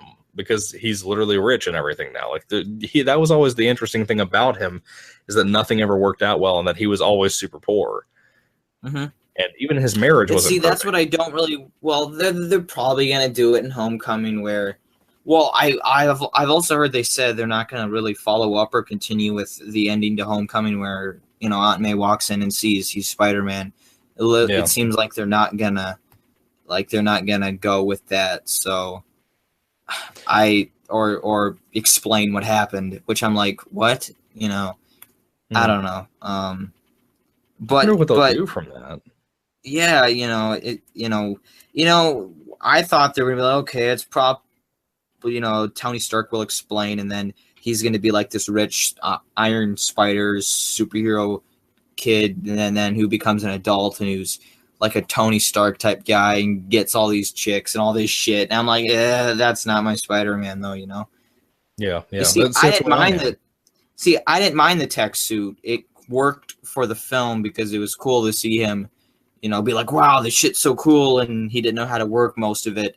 But it's the fact that, you know, if he keeps it, it's gonna, I don't know. And that's exactly what happened in the comics with Civil War when Iron Man gave him like this red and golden costume. Like he lost his mind. Like he became a nutso, man. Like that's what I'm saying. I don't want to see that happen already with Infinity War. Yeah. I don't know. You know, it's kind of sucks with Spider-Man because, you know, they already did the Gwen Stacy storyline, which they didn't do it, you know, justice. So it's not like they can do that again and do it right because we would already, you know. So it's like they just done Spider-Man so much to where, man, all those times they tried certain things like the Sam Raimi, you know, there was just certain you know, things they would need to fix those films and truly make them like, okay, now this is Spider-Man, and it would have worked. But now it's like, oh, you can't do that because, so it's kind of a sad thing overall. So it's like you got to take the best of everything throughout the entire Spider-Man film, like out of all the films, and then you got the best like the quintessential film Spider-Man. It just kind of sucks how they can't do this because they already, you know. But yeah. I mean, even if, like, let's say that they make a trilogy of Homecoming, right? They could totally just do the whole Betty Brant thing and just stick with that and not bother bringing in MJ or, like, Gwen or anybody. Like, they could totally make that work because Betty is an interesting character, too. If you do the Betty arc, I mean, even though it took a long, long time after that, she starts dating Ned Leeds, who is Peter's best friend in these newer movies. And Ned becomes the Hobgoblin. And you could do a lot of stuff with that. And they even asked that dude that plays Ned in real life at that shopping for comics thing with him on YouTube. Oh, yeah. So that. Yeah, they had asked him, they're like, what do you think about becoming the Hobgoblin? He's like, dude, I'm ready for it. And he's like, if they want me to, I'll do it.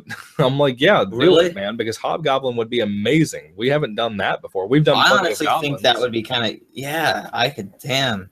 And like, if you even want to do a really awesome reference to 90s animated series fans, you could totally, Mark Hamill is still alive, you could still have him come on there and do the voice for like the mask or something, like have him have the mask on and dude, that would be great because, you know, do you know how me and you were big horrifying fans of that show. Yeah, especially with Hobgoblin, because that was like that was like the first one me and you knew about. And like, dude, could you imagine, or like, just picture this. So we have that actor that plays Ned Leeds now. Imagine him being kind of skinny and kind of buff now. Imagine he's taken over the role and he's got the outfit on and everything, and he's coming down through like the ceiling of an abandoned building where Spider-Man's somehow gotten trapped, like maybe a bear trap or something has closed on him. I don't know, but like imagine green smoke everywhere in there, like in the first Spider-Man movie when Norman Osborn became Green Goblin. Imagine that green smoke everywhere, and Hobgoblin coming down from the ceiling on the glider slowly, and then landing and having that Mark Hamill laugh and voice from the old 90s cartoon. That's what I'm saying. We could totally pull something like that off. Exactly, yeah. And the fact that, again, Mark Hamill is still alive, you could totally do the voice and have it like be a voice changer kind of effect. Yeah. But I'm convinced they're not going to do it. It would be amazing if they would do it. You see, they're in there. They're probably going to do like Kraven, Mysterio, Scorpion, that kind of shit, which is all great. You know, Kraven's Last Hunt, which is a great comic book arc and story. But Peter does have the symbiote, if I remember, in that storyline, right? I think so. It seems like in the comics, it was the one that he made himself. Because it seems like in the comics he like has it a couple of times. Maybe he might have made that one. I can't remember. Yeah, because I never could figure out if somebody made one by cloth. I know Kraven made one out of cloth, but I don't know if Peter made one too because he liked the style or what. I couldn't find out not too long ago, and I tried to figure that out. Yeah. But it seems like they kind of got Scorpion down for the second film, I think, is what they're probably going to do. I even think he would work better as a secondary villain again. Like kind of like the Rhino and an Amazing Spider-Man 2. Like, just get him taken out in the first part of the movie and, like, have him have the costume. And then set up the next villain. Like, I don't even know who I would want for Homecoming as the second film. But for that third film, like I said, I want Betty Brant, I want Hobgoblin. That's all I want. And the second film, I don't want a goblin. I want somebody that's like, I don't know. Like, I don't know who I would pick, man. Like we've done pretty much everybody I can think of. Maybe Mysterio. I don't know. Mysterio could be good. I would like Mysterio. Have it like a Scarecrow from like a Scarecrow Batman Begins type vibe. I don't know. I kind of like, which I think, but yeah, because I've always liked, but because the major villains they really did in the Raimi films. And the whole Venom shit. I honestly just thinking about that, just want makes me sick. It does. I'm just like, this is just too much. And then with all the other shit, the Silver Sable and Black Cat, I'm like, oh come on, what? Yeah. And seeing, people are saying, well, why not just have 2 Spider-Mans for the Sonys and Marvels? I'm like, that's just going to confuse the fuck out of everyone. Well, not us people, that we are, like we check the news and we know what's going on, but like the general public, they're like, it's you can get away with that for like Quicksilver because he's just, who gives a fuck? It's just Quicksilver. He's basically a Flash 2.0. He's a ripoff. He is, but you see, like that's fine, and that's kind of why I killed him off in Age of Ultron. Is the one in X-Men's a lot better, and it's but making 2 different Spider-Mans then casting another guy as Spider-Man, it's just no, there's no need to. I mean like I don't know. Like I already can tell you the ending of the Venom film. If they end up and they actually do go ahead and confirm that Carnage is the villain, supposedly they have, but just to be sure, in case it hasn't been confirmed, if they do, then I can already tell you the ending of the Venom film. Basically, Venom will probably beat Carnage. He'll either lose the symbiote or he'll keep it, one of the two, but he'll probably beat Carnage, and Carnage will respawn, and they'll form Toxin, and Toxin will be the Venom 2 villain, because that's Venom's grandson. You mark my words, that's what's gonna happen, because there's no other way that they could do anything else. And it pisses me off. I don't know what else. They're making the same mistake at that point that the comics make with Venom. They just keep making symbiote-based stories. It doesn't work as well like that. It works like any other superhero. Like that's why I like the Flash Thompson Agent Venom, because he's basically a superhero, and he encounters other people, and they have their powers, and he has his. They don't just all have the same powers all the time. You know what I mean? Like that's why movies get it better than the comics a lot of the time with that situation. Yeah. I don't know. It's so annoying, man. Like I can see, it's like I'm watching a train get ready to wreck. Like there's like a cow on the track. Exactly. I know it's gonna suck. I feel it in my bones. It's gonna suck. I was so excited when they announced Tom Hardy was part of it, because he was always my pick for Eddie, and now it's crazy. Do what? It's like same with with this Spider-Man Venom stuff, the Star Wars stuff. Who knows what the fuck? The Justice League. It feels like all of this is just getting too over. I mean, at this point, I'm just kind of I don't even, Yeah. I don't know. Who knows what's going to happen, but yeah. It's interesting though that again, I'm kind of lost for words here. What else to say about it? But yeah, the whole thing with all of that. Yeah, man. I mean, I'm kind of like that about Batman. I don't know what you could do for the first Batman movie as villain, honestly. I know, right? It's like, I have no idea what they're gonna do, and then with Ben Affleck possibly not in it, if he leaves and it's like officially confirmed, then I think DC, because Ben Affleck was supposed to be like a huge part. He was gonna like direct Batman, and he was gonna like do all this stuff, and now without that, it's just kind of like this big, so you're gonna miss a lot of. So who knows? And yeah, so. I mean, it's like the whole Wolverine thing too, man. I still don't know who I'd want to play Wolverine. Yeah, I don't know either. I would say the whole X-Men thing, I just need a break from.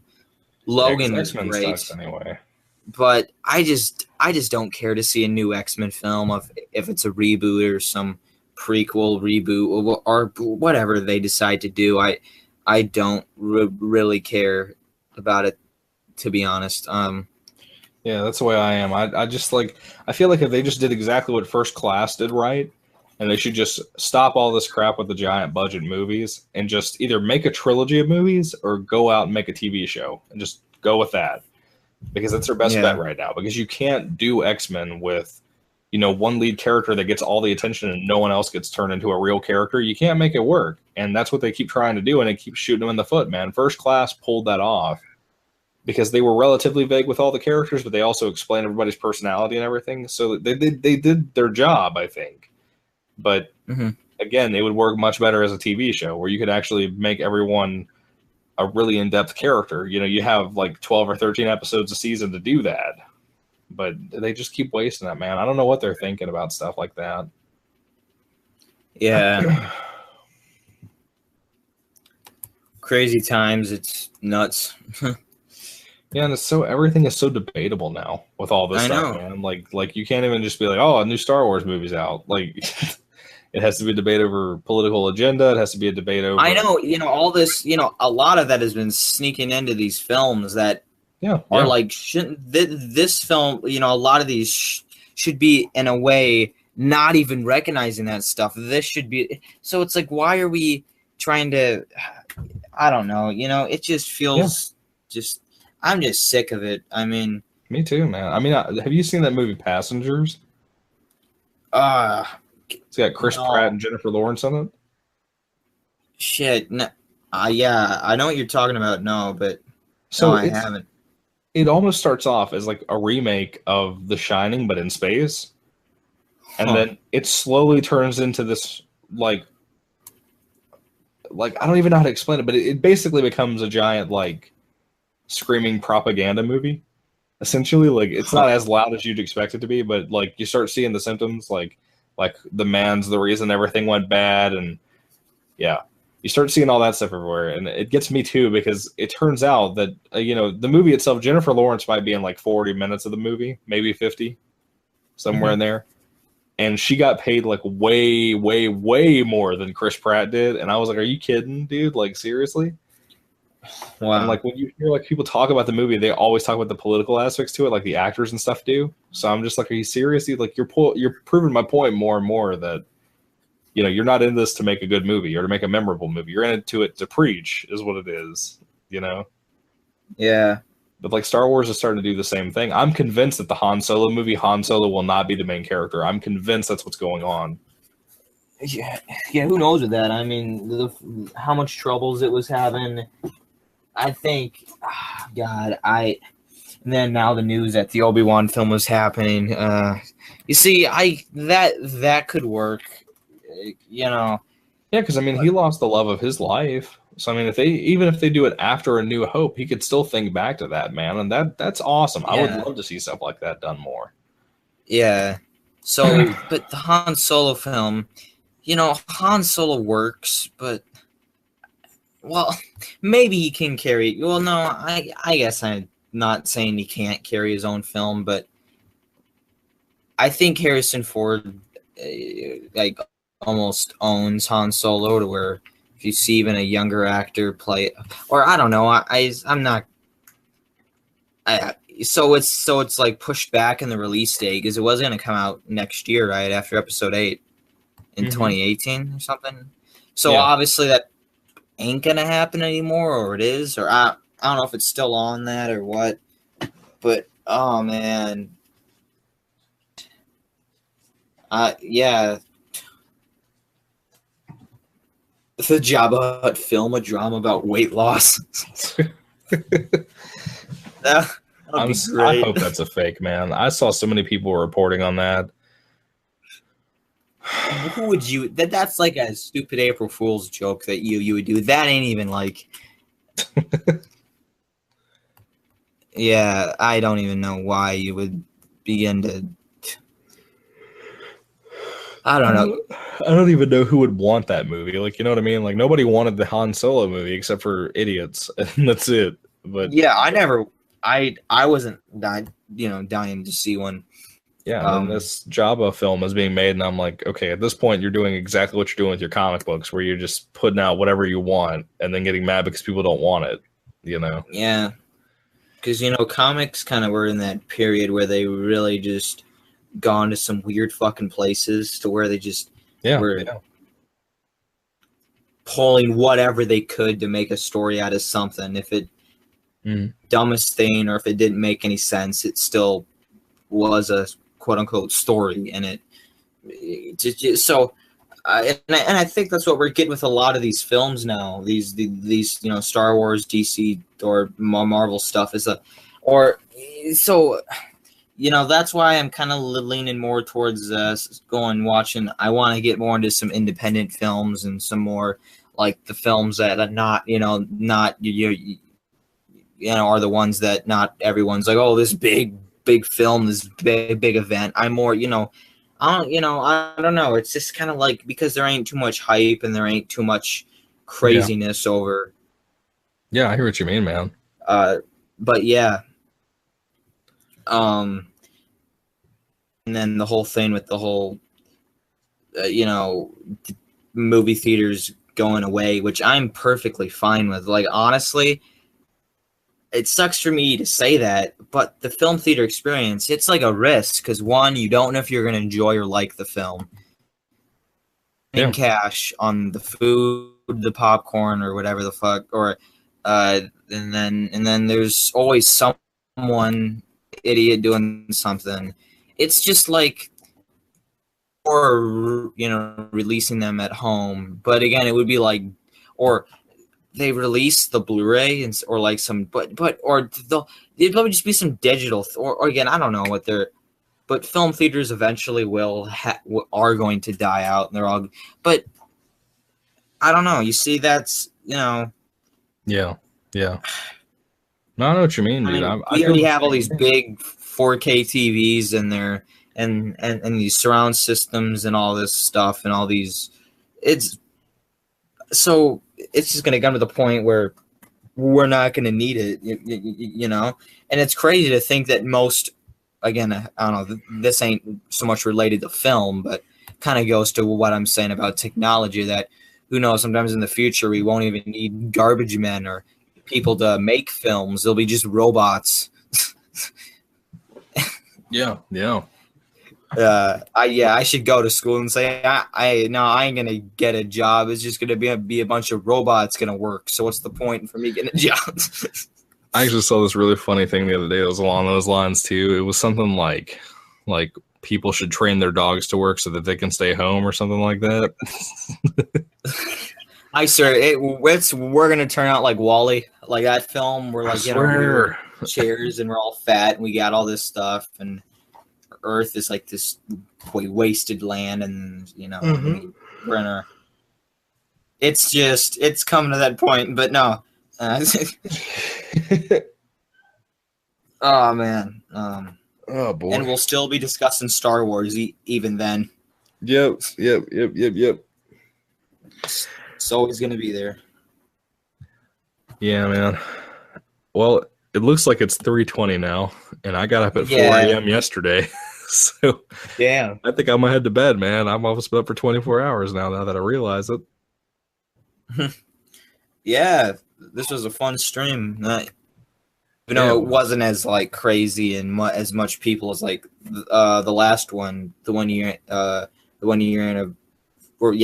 special one thing we did back in July. Yeah, that was more crazy. We had a lot more people on it, but this was still fun. We delved into a lot of subjects and talked about certain stuff, and but yeah, looks like Matthew was tired enough to go back to bed. Yeah, it seems like it. Yeah, but anyway, yeah. Weird comments we were doing a lot of stuff earlier. Forgot some. Just kind of talking, doing a bunch of shit. Yeah. Oh yeah. Well, I'll talk to you guys later. Yeah. Anyway, yeah, thanks for watching, guys. If you watched this whole thing or what, if you did, wow, or damn, this is at least 6.5 hours, something like that. I don't exactly know. But anyway, thanks for watching. All the links and stuff are in the description for the Facebook group as well, and all the other stuff. I don't even know what's down there. Check, I guess, if you want to or not.